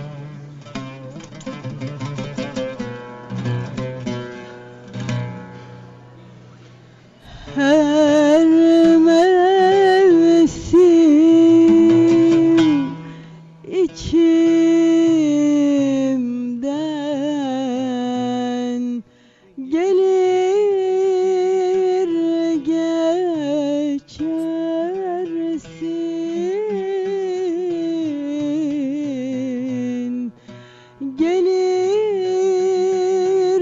geçersin.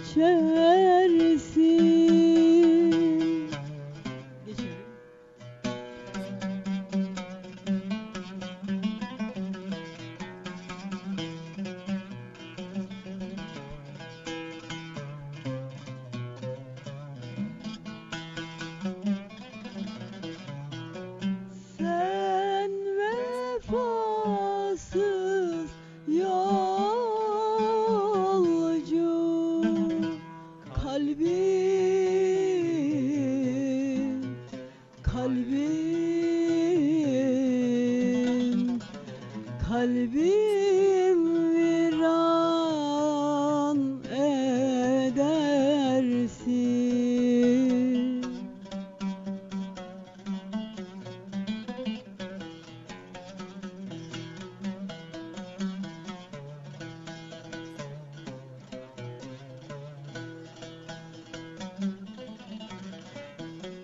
Sen vefasız yolcu, kalbim, kalbim, kalbim viran edersin.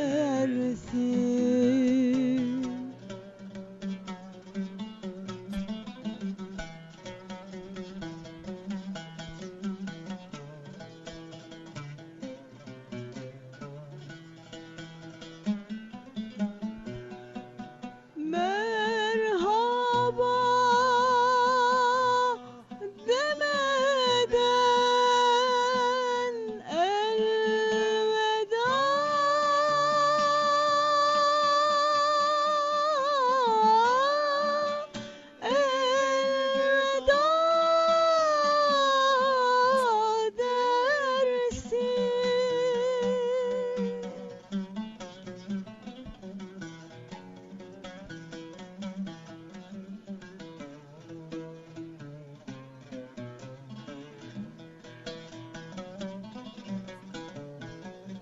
sen vefasız yolcu, kalbim, kalbim, kalbim viran edersin.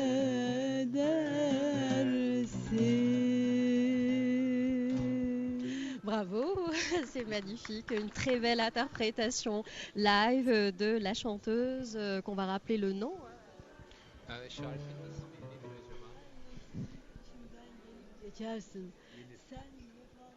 Alors ça, c'est une chanson d'amour, hein, n'est-ce pas? Oui, Enfin, on a compris que c'est une... oui. Elle disait Calbi, on a compris que c'est une chanson... Bon, je vais essayer de traduire oui. les paroles.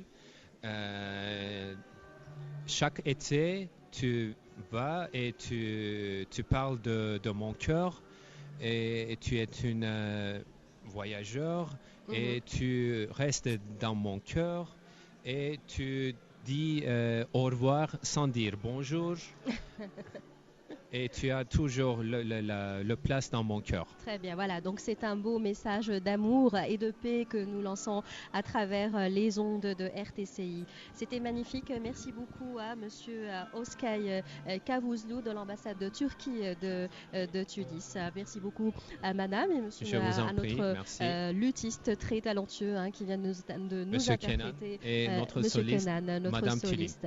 Merci à tous et je vous souhaite une bonne continuation. Merci Dans beaucoup. quelques instants, les titres de l'actualité vous seront présentés sur RTCI. Je rappelle qu'un couvre-feu a été décrété à Tunis à partir de 20h et ça sera à partir d'aujourd'hui jusqu'à 5h du matin. On se retrouve donc après les titres de l'actualité pour la dernière partie. Restez avec nous. Et on se retrouve, chers auditeurs, autour du midi spécial aujourd'hui, malgré l'actualité un peu dure. Alors aujourd'hui, on a choisi le Palais des Expositions du CRAM comme lieu et décor à notre émission. Le Palais des Expositions du CRAM qui accueille le Festival de l'art de vivre et du patrimoine. L'art du vivre et du patrimoine, on en parle au cours de cette deuxième partie avec des chefs. Et qu'est-ce que je suis gâtée, je suis entourée des meilleurs chefs de cuisine. Donc je commence avec chef Foued Frini. Bonjour chef. Bonjour. Alors en ce moment même, il y a le concours gastronomique, on en parlait tout à l'heure avec chef Rafiq Atleti. Alors ça se déroule plutôt dans de bonnes conditions. Hein. Ils sont tous beaux, jeunes, très talentueux aussi, ces 10 jeunes.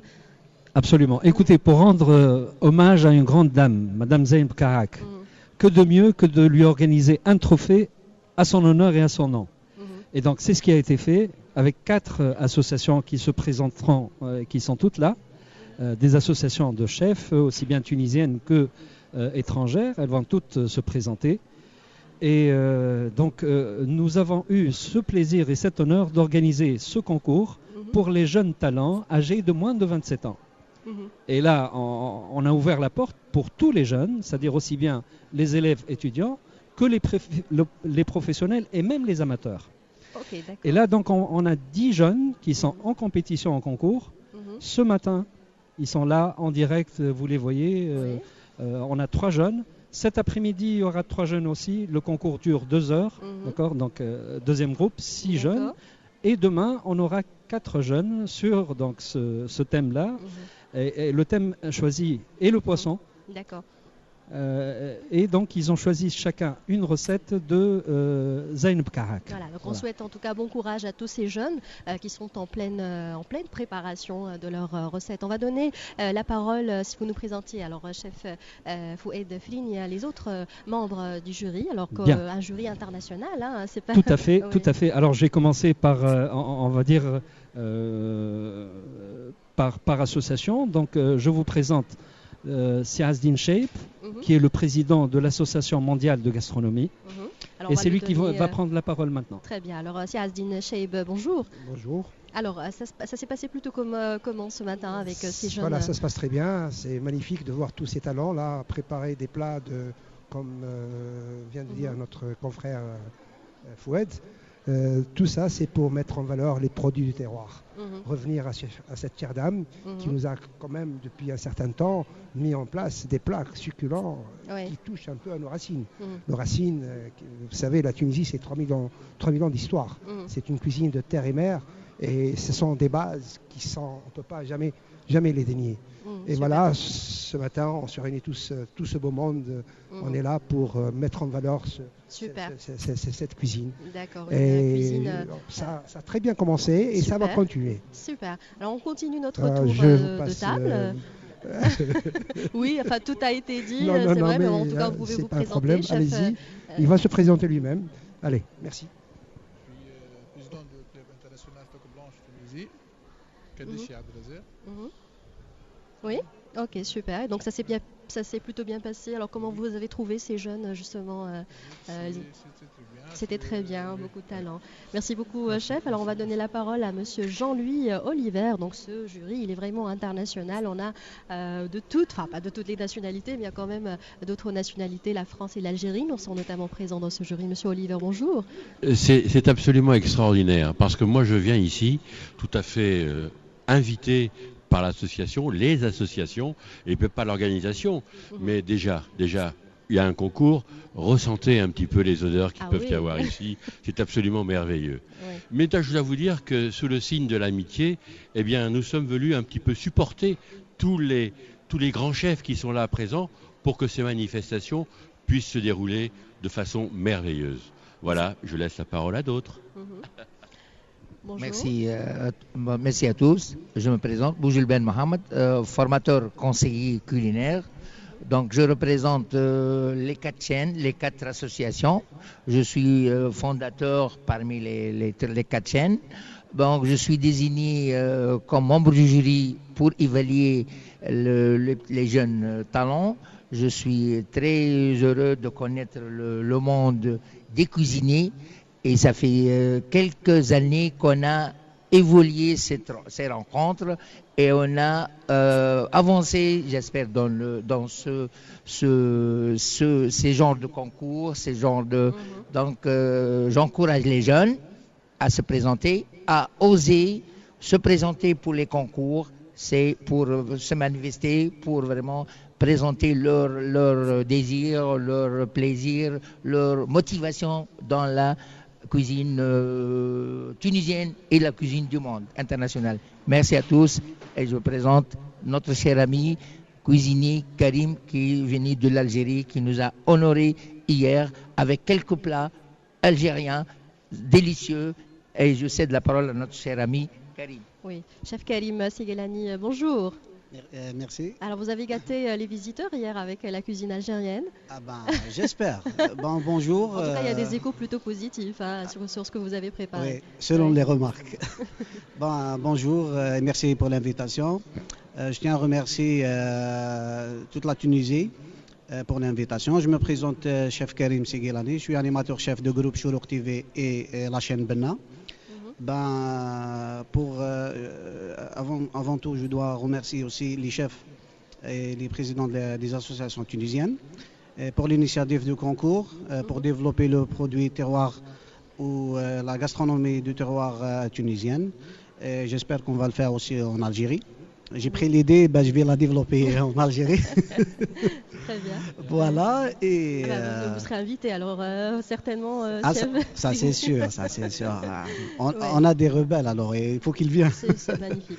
Voilà, oui. Merci beaucoup, chef Karim Segelani. Alors, vous avez fait aussi des séances de show cooking dans le cadre de ce festival, chef Foued Frini. Et c'était quoi? C'était des démonstrations. Voilà, le but, si vous voulez, c'est que ce festival ne reste pas uniquement pour les initiés et pour les cuisiniers, mais qu'il s'ouvre aussi au grand public. Et donc, pour le grand public, on a organisé un show cooking hier. Et le thème du show cooking, hier et avant-hier, en fait, et dimanche aussi. Et donc le thème, ce sont les croisements de cuisine en Méditerranée. Donc c'est à partir, on va dire, de plusieurs croisements. Comme vous savez, comme l'ont dit les chefs, la Tunisie a une civilisation qui est 3 fois millénaire. C'est un croisement, c'est une mosaïque de civilisations qui sont venues d'ailleurs. Et justement, notre cuisine est très riche de toutes ces rencontres. Oui. Et alors, le show cooking a commencé en fait avant-hier, avec une recette amazir berbère qui est vraiment du cru de Tamazrat. Ce sont les krabiz, donc c'est moi-même qui ai importé cette recette. J'ai assisté justement au nouvel an berbère amazir de l'an 2966, avant-hier. C'était donc la semaine dernière. Et avant-hier, j'ai réalisé les krabiz qui sont en fait l'ancêtre des noisser. Ce sont des noisser faites avec des pâtes fraîches, des pâtes fines, à base de farine et avec base de qadid et de légumes et de dbebech, comme on dit, c'est-à-dire pois chiches, les légumineuses. Voilà. Alors, hier, le show cooking s'est poursuivi avec une recette de chef Karim qui est là, qui est charchoucha, vraiment shayakhna b'charchoucha. Alors, c'est à base de charchour. Le charchour, c'est du mlewi qui est plus fin, et avec des légumes sautés et du poulet. C'était vraiment succulent, c'est une recette qui a eu un grand succès. Le chef Mohamed Boujelben, notre doyen ici, nous a gâtés avec une hummus revisitée, avec un burghel, revisité. Il l'a fait aux chevrettes. C'était vraiment délicieux. Et le burghel, comme vous savez, c'est une recette de saison.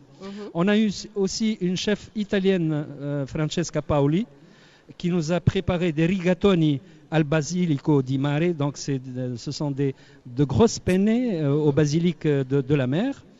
Et aussi on a eu le chef Rafiq Tlelki, notre président, qui a préparé une marmouma. C'est une recette familiale. Ah oui, marmouma, super facile. Parce que là, ce que vous faites, vous allez couper des tomates, des poivrons, de l'ail, d'accord? Vous les faites revenir un petit peu dans l'huile, vous couvrez, d'accord? Et lorsque c'est arrivé à une cuisson optimale, il ne faut pas que ça soit trop cuit, hein. Et donc là, on va ajouter juste des graines de coriandre écrasées et mettre des œufs et couvrir. Et c'est pour ça que ça s'appelle marmouma. Et donc tout ça va cuire en fait dans l'eau végétale, l'eau des tomates et des poivrons, sans ajout d'eau. Et voilà. D'accord. C'était donc délicieux. C'était vraiment délicieux. Chef Fouad Frini, merci beaucoup pour cette recette. Et on va vous laisser rejoindre le reste de l'équipe. Vous avez beaucoup de travail à faire pour évaluer justement ces candidats qui sont en pleine préparation dans ce concours. Merci beaucoup, messieurs, d'avoir été des nôtres. On vous souhaite beaucoup de courage et bonne continuation. Merci à vous.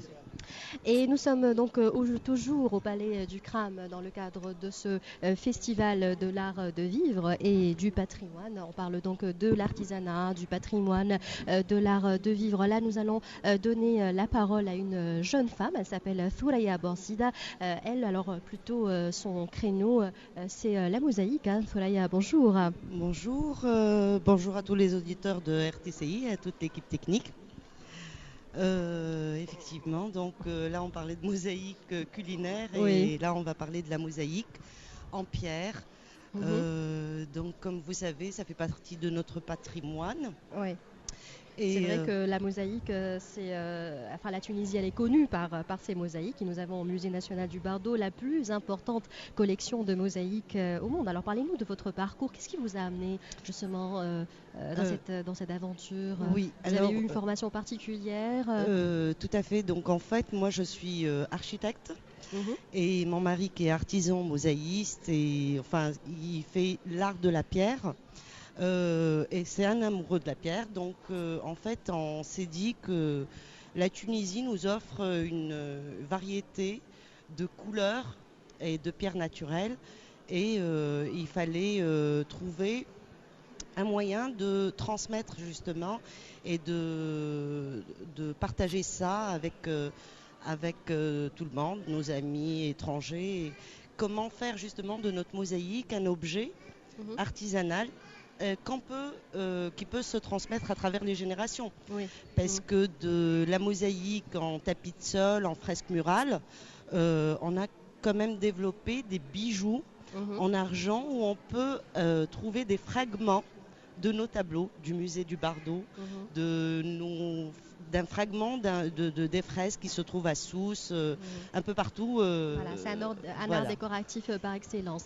C'est un art décoratif, la mosaïque, la pierre et les couleurs qu'on retrouve dans la nature, on peut en faire en fait des présents qu'on peut transporter avec nous un peu dans le monde en fait. Très bien. Alors justement, Thoraya Borsida, vous avez participé à plusieurs foires et manifestations avec vos produits, entre autres à l'exposition Dar Kamila, une exposition organisée par l'Institut français de Tunisie à Dar Kamila, la résidence de l'ambassadeur de France en Tunisie. Alors nous avons avec nous Yvan Berthaud, l'attaché culturel de l'Institut français de Tunisie. Bonjour. Comment allez-vous ? Alors, cette exposition d'Ar Kamila, elle a eu lieu à 2 reprises à la résidence de l'ambassadeur de France de Tunisie. Alors, parlez-nous justement de cette exposition. C'était dans quel objectif? Ça s'est passé comment, justement? Oui, enfin, il y a eu ces 2 éditions d'Ar Kamila, mais il y a presque une tradition à l'ambassade de France, à l'Institut français, depuis quelques années, de ces projets au carrefour, disons, artisanat et design. Il y a eu, avant ça, alors je crois que c'était 2009, une opération qui avait été menée qui s'appelait la collection, qui avait consisté, un petit peu comme Dar Kamila, à faire apparaître des objets artisanaux, mais avec une vision, disons, avec l'ambition de renouveler les formes, ce qui vient d'être décrit sur la mosaïque, micro-mosaïque, c'est le cas. Et cette première expérience, je crois que c'était la première vraiment significative en 2009, a effectivement été reprise en 2012, 13, je ne sais plus, et puis l'an passé, avec ce label Dar Kamila, qui est effectivement le nom de la résidence de l'ambassadeur de France. Et alors ce choix justement du lieu, c'est pas indifférent, donc c'est un véritable bijou de l'architecture tunisienne, Dar Kamila. Oui, absolument, c'est une demeure absolument splendide en elle-même. Elle est riche d'un vocabulaire très complet qu'on retrouve dans toutes les maisons de l'époque bellicale. Ici, la céramique, les boiseries, les plafonds peints, etc. Le site est en soi effectivement optimal pour ce type de projet. Et on occupait un espace qui est le Café Mort, qui est une pièce voûtée, elle-même très très belle. Donc voilà, ce projet, il a consisté à associer un nombre d'artisans, pas les mêmes, chaque fois on se renouvelait, et l'idée de faire évoluer les formes avec un regard qui soit celui de designer, c'était le cas de la collection. On avait un collectif de designers qui se sont rendus dans les ateliers et qui ont passé du temps pour développer les objets en question. Dans la dernière édition, c'était Philippe Xéry, le styliste qui était le commissaire, qui donc lui aussi a essayé de trouver une cohérence dans cette collection.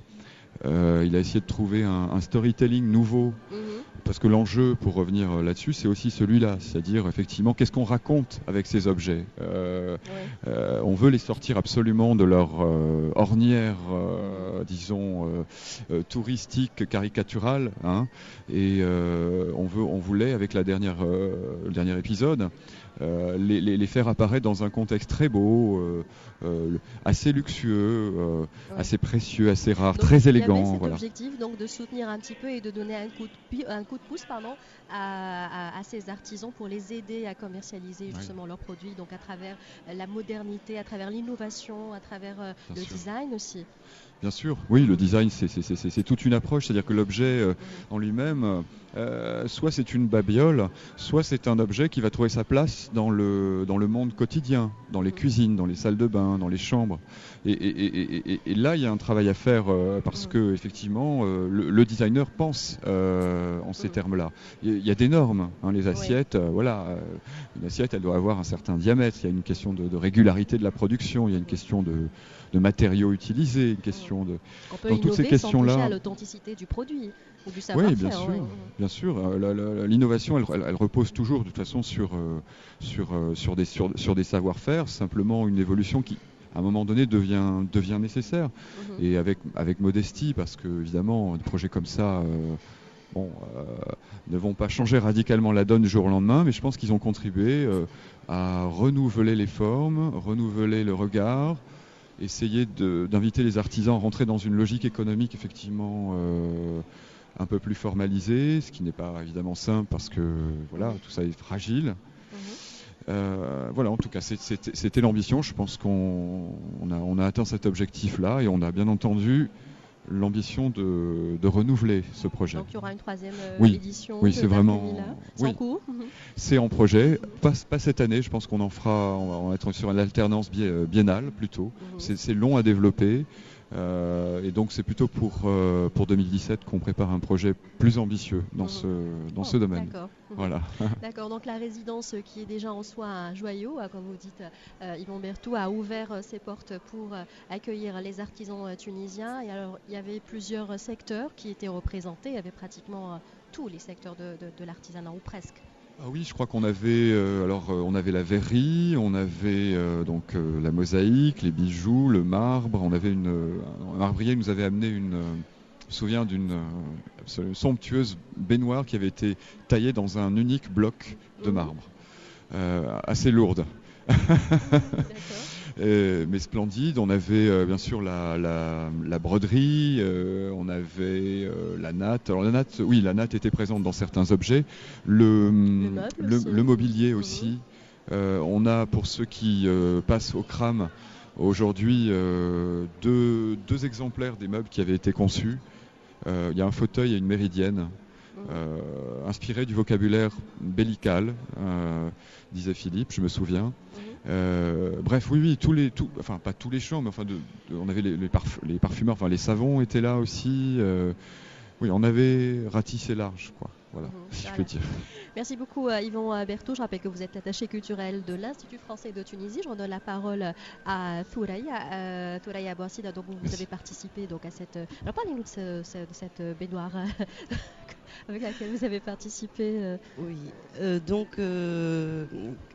En fait, la baignoire, c'est toujours la pierre tunisienne. Et il fallait développer des objets avec un design assez sobre, assez épuré. Et justement, cette baignoire répondait aux exigences de l'expo, c'est-à-dire d'avoir justement une forme assez recherchée avec une pierre naturelle Et c'est resté dans l'objectif de ce qu'on voulait montrer justement avec cette baignoire. D'accord. Alors la participation justement Feldhaus dans ce genre d'événement, l'exposition d'Art Camilla ou ce genre de festival, c'est certainement très important, mais est-ce que c'est suffisant pour les artisans, pour les artistes, pour les designers, pour faire connaître, pour promouvoir cet art et promouvoir les produits aussi? En fait, l'expérience était très très enrichissante parce que ça nous permettait, nous artisans, de mettre en avant nos produits, ce qu'on sait faire, notre savoir-faire, mais ça reste insuffisant malheureusement parce que justement il n'y a pas de lieu où on pourrait exposer toute l'année.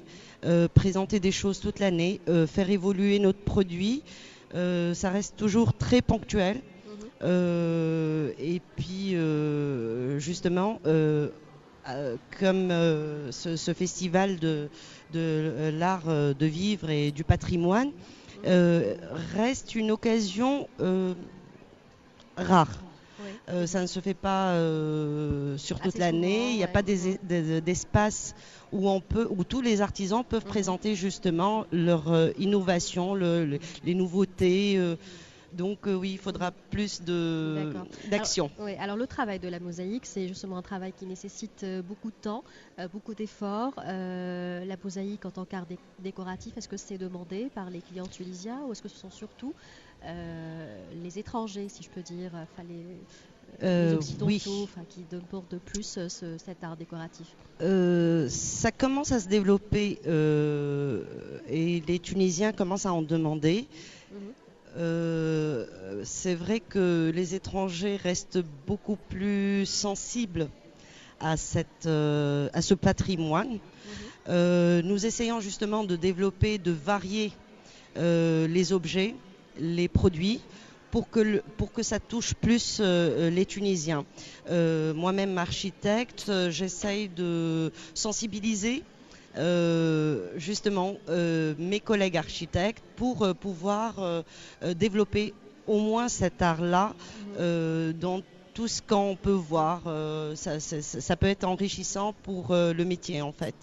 Et alors vos principales difficultés aujourd'hui, c'est quoi dans ce secteur, dans ce milieu ça reste la commercialisation du produit Ça reste la commercialisation parce qu'un artisan, comme vous le savez, par exemple, par rapport à la mosaïque, il faut un temps énorme pour produire un produit, pour produire un objet en fait, une petite mosaïque, une petite fresque.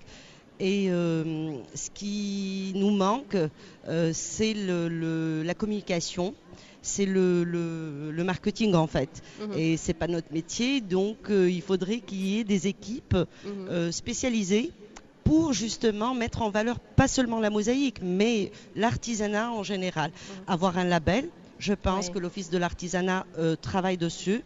J'espère qu'ils vont nous sortir des textes qui pourront justement faire évoluer notre produit tunisien, l'artisanat tunisien, comme ce qui se fait au Maroc. Et on est un peu en retard, mais j'espère qu'on va rattraper ce retard-là. Alors, dernière question, Thoraya Bouassida, selon vous, c'est quoi l'avenir de cet art dans la décoration et l'architecture en Tunisie, de la mosaïque? Je suis très optimiste parce que justement il y a des jeunes qui soient architectes, designers, il y a des écoles qui forment bien. Je pense que là ils commencent, et d'ailleurs c'est ce qu'on voit même ici, tous les artisans qui représente la Tunisie, commence à se mettre dans l'air du temps, à voir ce qui se fait un peu partout, parce que avec ce phénomène de mondialisation, nous essayons quand même d'être à la page et de donner une belle image de la Tunisie. Merci beaucoup Thoraya Bouassida. C'est moi qui vous remercie.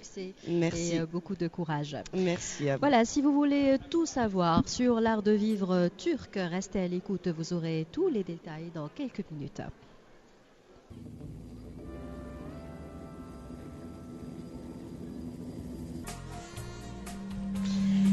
Et Et nous sommes toujours au CRAM. Bienvenue à vous, chers auditeurs, et aux visiteurs qui nous suivent aussi en direct. Nous sommes donc au Palais des Expositions du CRAM qui accueille la 2e édition du Festival de l'Art de Vivre et du Patrimoine. On suit donc un petit peu cette actualité dans une ambiance, c'est vrai, plutôt morose. Rappelons à nos auditeurs qu'un couvre-feu a été décrété à partir d'aujourd'hui de 20h jusqu'à 5h du matin. Nous allons donc maintenant découvrir ensemble ou redécouvrir la richesse de la culture et du patrimoine de la Turquie. Nous avons avec nous sur ce plateau Monsieur Oskay Kavuzlu, conseiller à l'ambassade de Turquie à Tunis. Bonjour.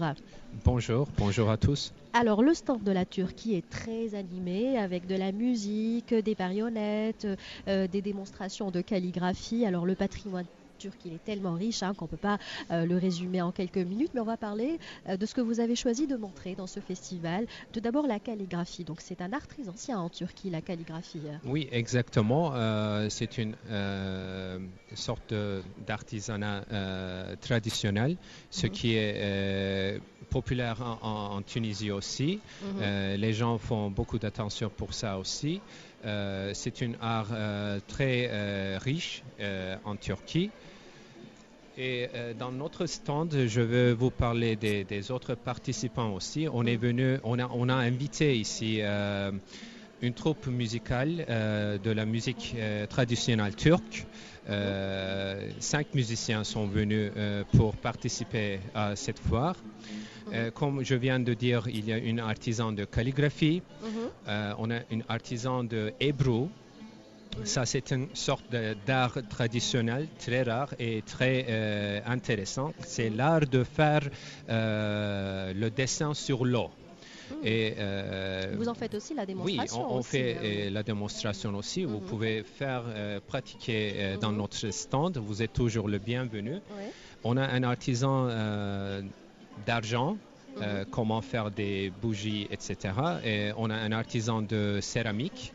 Et on est venu ici avec 11 artistes. On a essayé de participer à cette foire d'une façon très riche. Et on est très contents, nous sommes très contents d'être invités et participer à ce foire. Très bien.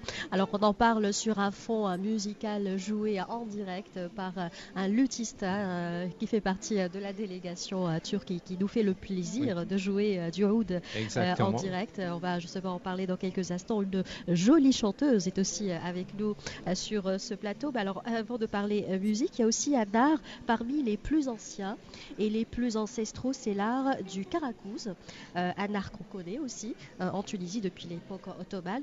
Justement, alors parlez-nous un petit peu de cet art. Oui, Karagöz, c'est un art traditionnel. On peut désigner comme un jeu d'ombre avec des marionnettes. C'est pour les enfants. On a aussi un saint. On fait des démonstrations et c'est assez intéressant.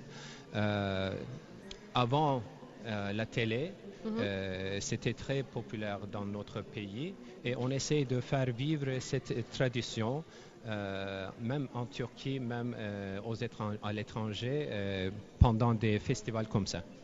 Est-ce que cet art est toujours populaire en Turquie ou est-ce qu'il a tendance à disparaître plus ou moins? Non, c'est un art vivant encore parce qu'il y a beaucoup d'artistes qui le pratiquent et c'est l'un de notre richesse culturelle. D'accord. Et est-ce qu'il y a des personnages connus, des marionnettes gravées dans la mémoire des Turcs aujourd'hui? Des marionnettes célèbres, enfin c'est Karagöz et Hacivat. Ce sont des marionnettes. S'il faut raconter un peu, s'il faut parler ils sont des bons amis. Karagöz est un personnage un peu méchant, mais il a un cœur très bon. Oui. Hacivat, il est très gentil. Ils sont des bons amis, mais chaque fois qu'ils parlent, Karagöz ne comprend pas très bien ce qu'il dit et ils disputent tout le temps d'une façon très comique. D'accord, très bien. Alors on va terminer avec la musique, hein, monsieur Cavusoglu. La musique traditionnelle turque, la musique ottomane, qui est très belle. Mais est-ce que c'est une musique qui se joue toujours, la musique traditionnelle, ou est-ce que c'est une musique en voie de disparition? Non, c'est toujours très populaire en Turquie. C'est notre groupe qui sont venus de la ville Samsun.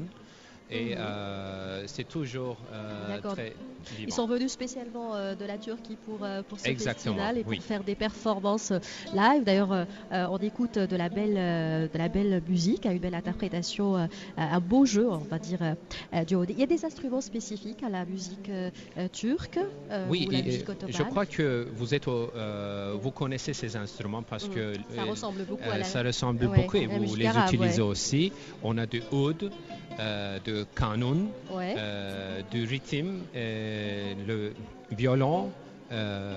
Et quand vous allez écouter, vous allez voir que ça ressemble Il y a beaucoup de ressemblances, hein, c'est vrai. Et d'ailleurs, on dit que la musique turque, la musique ottomane, elle n'est pas uniquement une musique turque. Elle prend sa source aussi bien dans la musique turque qu'arabe ou persane, byzantine. Oui, c'est un mélange. Oui, c'est une richesse. Et c'est très riche, effectivement. Exemple de noms qui ont fait l'âge d'or de la musique en Turquie. Exemples de noms qui ont fait l'âge d'or de la musique, comme par exemple la musique arabe Kulthum, ou enfin des noms qui ont brillé dans la musique, qui sont très très célèbres en Turquie. Oui, bien sûr. Il y a plusieurs sortes de la musique et on va écouter un exemple de la musique traditionnelle. Alors, présentez-nous justement ces artistes. D'accord. Je vous présente notre soliste, Madame Tulin, et je vous présente notre... Bonjour Madame. Bonjour. Monsieur Kenan, il va nous jouer du oud. Très bien. Alors, Madame va nous chanter un morceau du patrimoine turc, hein, c'est ça? Alors, oui. je vous laisse donc le micro. Okay. Une chanson du patrimoine turc. Evet.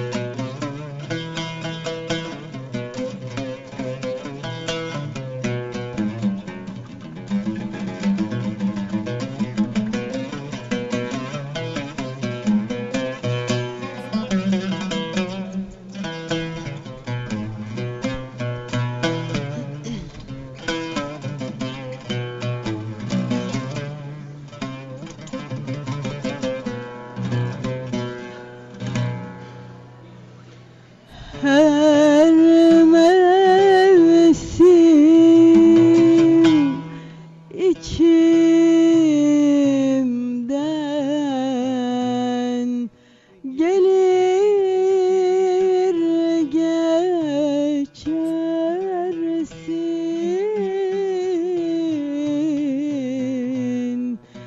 gelir geçersin.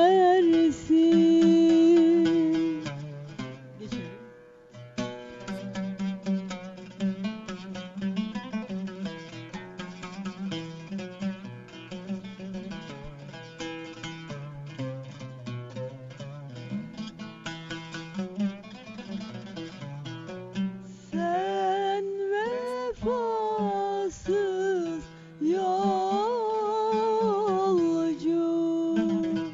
kalbim, kalbim, kalbim viran edersin.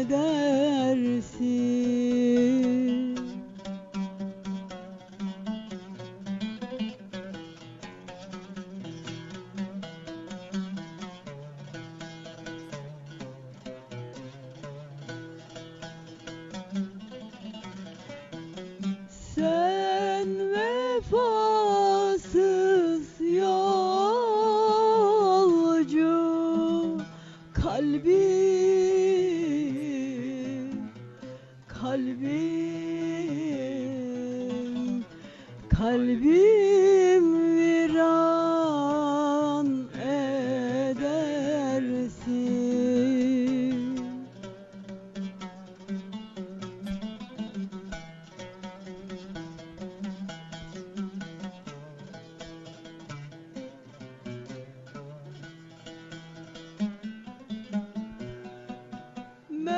Merhaba demeden elveda, elveda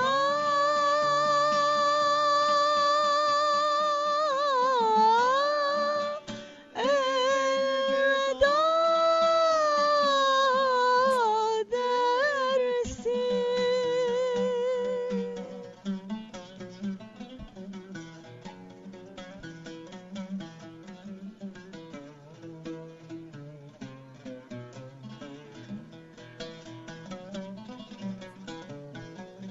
Sen vefasız yolcu kalbim, kalbim, kalbim viran edersin.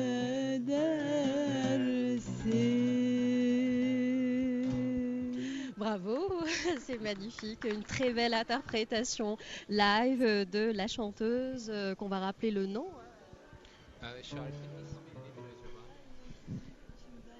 Geçersin. Sen Alors ça c'est une chanson d'amour, hein, n'est-ce pas? Oui, Enfin, on a compris que c'est une oui. Elle disait Kalbi, on a compris que c'est une chanson. Bon, je vais essayer de traduire oui. les paroles. Chaque été, tu vas et tu parles de mon cœur et tu es une voyageur et tu restes dans mon cœur et tu dis au revoir sans dire bonjour. Et tu as toujours le place dans mon cœur. Très bien, voilà. Donc c'est un beau message d'amour et de paix que nous lançons à travers les ondes de RTCI. C'était magnifique. Merci beaucoup à Monsieur Oskay Kavuzlu de l'ambassade de Turquie de Tunis. Merci beaucoup à Madame et Monsieur à notre luthiste très talentueux qui vient de nous interpréter. Et notre Monsieur soliste, Kenan, notre Madame soliste. Merci à tous et je vous souhaite une bonne continuation. Merci Dans beaucoup. quelques instants, les titres de l'actualité vous seront présentés sur RTCI. Je rappelle qu'un couvre-feu a été décrété à Tunis à partir de 20h et ça sera à partir d'aujourd'hui jusqu'à 5h du matin. On se retrouve donc après les titres de l'actualité pour la dernière partie. Restez avec nous. Fatma Samet, bonjour et merci d'être avec nous. Bonjour. Alors, Madame Fatma Samet, vous faites de l'art, de l'artisanat d'art aussi. Depuis des années, vous contribuez à la promotion de l'artisanat de l'île de Qarqna, votre ville natale. Vous faites la promotion du tissage, mais pas que. Alors, racontez-nous justement votre histoire avec le tissage et avec l'artisanat. Tout d'abord, je salue tous les auditeurs de l'RTCI et toute l'équipe de cette radio assez appréciée. Voilà, je me trouve dans ce festival des arts de la vie, de vivre et du patrimoine pour contribuer à créer un événement qui a j'espère, de l'avenir pour se développer et pour drainer des citoyens intéressés par ce genre de concept. Alors moi, je suis en fin de parcours, j'en ai peut-être un peu à faire encore, mais je me suis consacrée à travailler sur le secteur artistique, essentiellement dans le domaine de la tapisserie d'art, mais depuis très longtemps, je me suis investie dans le domaine des métiers d'art. Après donc une carrière d'universitaire et de conseillère dans le domaine des métiers d'art, que ce soit en freelance ou avec le ministère de l'Artisanat et du Commerce.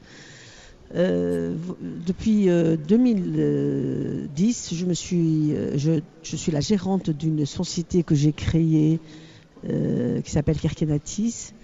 Et par son nom, j'ai eu la volonté de mettre en valeur l'acquis et le savoir-faire des insulaires à Kirkena. Et j'ai décidé de travailler à partir d'un terroir très particulier qui vraiment a des racines d'insularité. En plus de ça, je voulais vraiment que les femmes essentiellement, et même les hommes, soient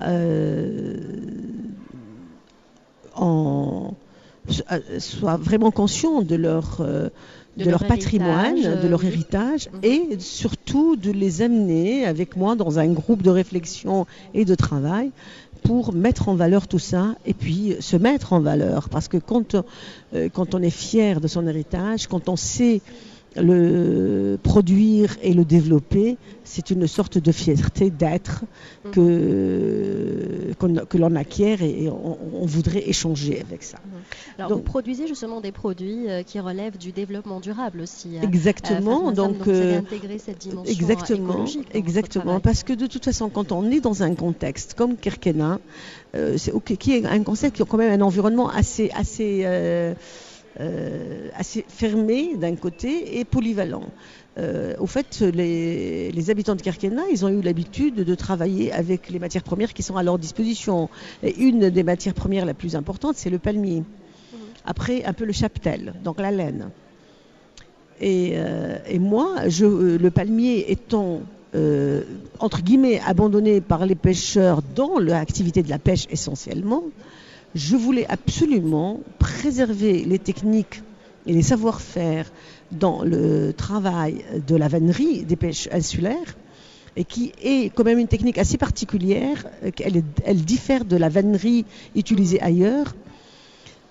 Et donc, moi, avec un regard d'artiste et de designer et tout ça, je m'étais dit, n'étant pas pêcheur, il faut trouver d'autres champs d'usage et d'utilisation pour cette vannerie-là. Et le champ d'usage que j'ai évidemment investi, c'est celui de la déco, la maison et tout ça. Et depuis quelques années maintenant, on travaille sur ça. Et j'essaie de faire apprendre ça aux jeunes, aux femmes.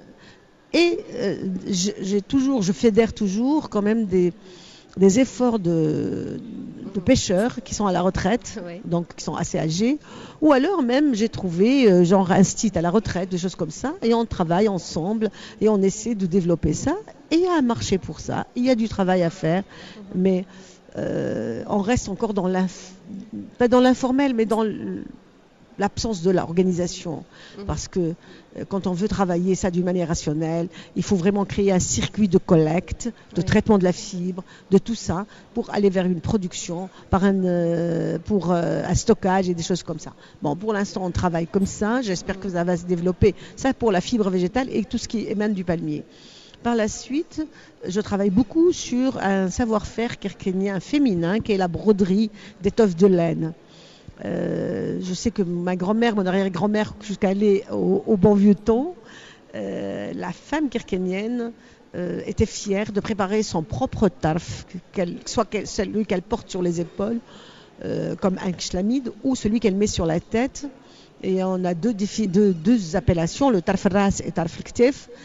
Et ces deux éléments portent une broderie exceptionnelle de points comptés, sur un fond rouge ou noir, avec des couleurs complémentaires et serties de noir et de blanc. Et ce savoir-faire de broderie, moi je l'ai toujours expliqué et interprété par un savoir-faire féminin qui arrive de toute la Méditerranée, qui atterrit à Kirkena, et c'est une conjugaison très agréable des points comptés. Donc je pense toutes les femmes étant ensemble se montraient ce qu'elles savaient faire, et elles ont sorti ça, ce point de Kirkena, qui est répertorié quand même dans le répertoire de la broderie point compté, qui aussi, ce voile était mis au musée de l'homme depuis la fin du 19e siècle, chose très importante. Donc c'est un élément très répertorié qui a ses bases. Et malheureusement, avec la diminution de la production de la laine sur Kirkena, avec aussi la disparition pratiquement des derniers teinturiers sur Kerkena et puis à Sfax, parce que les Kerkeniennes allaient à Sfax par la suite pour faire leurs produits. Et la matière de la laine qui est traitée spécialement pour la broderie teinte avec l'orange, le vert et le noir et tout ça, c'est devenu très compliqué. Et puis la femme kerkenienne voulant vraiment continuer à faire son produit, elle allait dans les souks de Sfax et elle achetait ce qu'elle trouve. Et elle trouve aussi des produits vraiment très mauvais, comme de la fibre synthétique, de la fibrane, des choses comme ça. Et ça a dégradé le produit. Et c'est ce qui a fait que moi, je suis revenue vers Kerkena pour essayer d'apporter vraiment de l'authenticité à ce produit-là et puis le faire développer et épanouir. Donc, je suis très contente maintenant, après de longues années, parce que cet effort-là, je l'ai fait depuis mon travail à l'université comme universitaire et comme étudiante, dans mon travail de maîtrise et après au niveau de mon 3e cycle et tout. Et je suis revenue vers cette femme-là et je suis revenue vers ce travail-là et je suis très contente aujourd'hui parce que maintenant, on a un produit qui est vraiment authentique, qui est fait selon les normes, la règle de l'art et tout ça. Et aujourd'hui, je vais plus vers le gouvernorat de Monastir où il y a plus une industrie textile plus développée et tout, et je fais faire mes laines, mes couleurs et tout ça, et je retourne vers ma kerkenienne avec un produit tissé, teint, avec les fils qu'il faut, et elle fait le travail de broderie. Bien sûr, on a eu beaucoup de cycles de formation pour leur faire comprendre leur propre héritage pour qu'elle arrive à le conjuguer aujourd'hui avec sa petite subjectivité. Et on a à peu près en moyenne une 50aine de femmes qui brodent. Très bien. Et elles brodent à domicile. Ouais. Donc justement, Fatma Samet, l'artisanat d'art, c'est votre univers, c'est votre vie, vous aimez ça et vous aimez apprendre ceci aussi aux autres. Donc la transmission de ce savoir-faire, c'est très important aussi. Bien sûr, c'est pas que j'aime seulement, mais c'est un devoir. Moi, je pense que j'ai le devoir maintenant d'aider à faire tache d'huile. Et ça, c'est très important. Si j'ai quitté la fonction publique avant l'âge normal, c'était pour me consacrer à ça. Parce que j'avais compris, en ayant plusieurs postes différents, en étant à l'université, en étant comme conseillère et tout ça, j'ai compris qu'il faut être dans le terrain pour vraiment faire passer plus le message. Parce que la théorie, malheureusement... C'est aussi pour vous d'approcher les artisans locaux, bien de sûr, proposer de nouvelles idées, d'échanger. Bien sûr. Moi, j'ai une grande satisfaction d'être avec les artisans. Je suis très fière de pouvoir les aider d'abord à créer leurs propres revenus, parce que ça c'est important. Et en même temps, là où je suis encore plus fière, c'est que quand il y a une personne qui est capable de devenir elle-même un petit promoteur, et j'ai aidé jusqu'à présent au moins 5 personnes à ouvrir leur propre patente et être dans un régime forfaitaire, pas comme moi, un régime réel au niveau de la fiscalité, mais dans un régime forfaitaire pour pouvoir se construire et travailler, avancer. Et ça, c'est très important. C'est ce qui aide normalement le secteur de l'artisanat de sortir de l'informel et aller vers l'organisation. Alors justement, vous avez créé votre propre marque et vous avez aidé de jeunes femmes aussi à se lancer justement dans l'entrepreneuriat. Alors comment évolue justement la création d'entreprises artisanales en Tunisie? Est-ce que ça évolue comme il faut que ça évolue? Moi, je pense difficilement. Il y a beaucoup à faire. Je pense qu'aujourd'hui, plus que jamais, il faut qu'on encourage les artisans, les petits artisans, à être structurés et être dans le régime forfaitaire, plus que jamais. Il faut leur donner des avantages pour qu'ils apprennent à aller dans cette structure, parce que c'est pas évident. Ils ont peur des calculs, ils savent pas. Ils ont besoin d'un truc, ils vont dans les souks, ils achètent, ils travaillent, ils vendent et tout ça. Ils savent pas s'organiser. Donc il faut les aider. Il faut les aider dans le cadre de formation de petits groupes et des choses comme ça. C'est un long travail à faire. On a essayé de commencer à le faire après. Maintenant, on est dans d'autres préoccupations. Il y a d'autres priorités aussi, mais j'espère qu'il faut le faire. Ça, c'est très important. Et c'est ce qui aiderait le secteur pour s'organiser et pour être plus fructueux. Parce que de toutes les façons, au jour d'aujourd'hui, à ma connaissance, ceux qui ont un savoir-faire dans leurs petites mains, ceux qui ont des doigts, qui peuvent faire quelque chose, ils sont capables de s'en sortir, plus que d'autres. qui ont juste un simple diplôme, même universitaire. Et j'en connais beaucoup. Je vais vous dire, moi j'ai avec moi des femmes et des filles qui sont en même temps professeurs, instituts et qui travaillent de la broderie à domicile et qui sont payées à la tâche pour ça. Quand elles terminent, elles travaillent peut-être à raison de 10 heures par semaine, mais c'est toujours ça. C'est mieux que d'aller dans les cafés. Par ailleurs aussi, je connais des filles qui ont eu leur diplôme et qui ne font rien du tout, qui brodent aujourd'hui, qui font de la broderie à Kerkena, et ça leur donne un petit revenu ou un grand revenu, ça dépend de leur dextérité. Je vais vous donner des exemples. Moi, j'ai des tisserands, par exemple, qui, en 10 jours, quand je leur fais le calcul, il a 450 dinars. Et j'ai un autre tisserand qui, à peine, il fait 15 dinars par jour. Ça aussi, c'est par rapport à son investissement. Il y a un tisserand qui fait du 8 à 9 heures, même voire 10 heures de travail par jour. Il y a un autre qui fait 2 heures, il va au café, il revient après 2 heures, il fait encore 2 heures, il va au café, il revient après 1 heure. S'il ne revient pas, il fait une demi-journée par jour. C'est normal qu'il ne va pas gagner beaucoup d'argent parce que moi, je le paye à la tâche. D'accord. Voilà. Donc, si vous aviez justement un appel à lancer aujourd'hui aux jeunes qui nous écoutent, ce serait quoi, Fatma Sam? Moi, si j'ai un appel aux jeunes, surtout dans les difficultés actuelles qu'on a, c'est vraiment de coller à son terroir, voir ce qu'on peut faire, être innovant à partir des choses existantes autour de lui. Et ça, c'est très important. Aujourd'hui, c'est avec ça qu'on peut décoller, qu'on peut essayer de sortir de la misère, du chômage et de tout ça. Et après, un jour, si on a une autre opportunité, c'est pas parce qu'on a un diplôme, un master ou une thèse, bon, c'est moins juste pour ça, que l'on se dit on reste dans le café en attendant qu'on ait un travail, qu'on ait un poste, qu'on ait un chef, qu'on ait une secrétaire, qu'on ait le café devant soi et l'ordinateur. Et ça peut ne pas venir sur les 5 années à venir. Donc autant commencer à faire quelque chose, gagner dignement son pain au jour le jour en attendant d'avoir de choses de jour meilleur. Surtout ne restez pas dans le chômage, surtout ne restez pas à ne rien faire, vous allez vous dégrader comme ça et vous perdez énormément. Voilà. Merci beaucoup Fatma Sam. On vous souhaite beaucoup de belles choses. Merci beaucoup et bonne continuation. Voilà, nous sommes arrivés à la fin de cette émission. Chers auditeurs, ce rendez-vous est terminé. Cette émission spéciale est terminée. Merci de nous avoir suivis. Je rappelle que dans quelques instants, vous avez rendez-vous avec le journal sur RTCI. L'actualité se poursuit donc. L'actualité et la couverture de ce qui se passe dans le pays se poursuit sur RTCI. Un grand merci à l'équipe qui m'a accompagné aujourd'hui dans ce duplex, à nos auditeurs qui nous ont suivis en live aussi, et également au CRAM, à Moaz, Marki qui nous a accompagnés à la technique, à Kaiser Bouzriba au studio.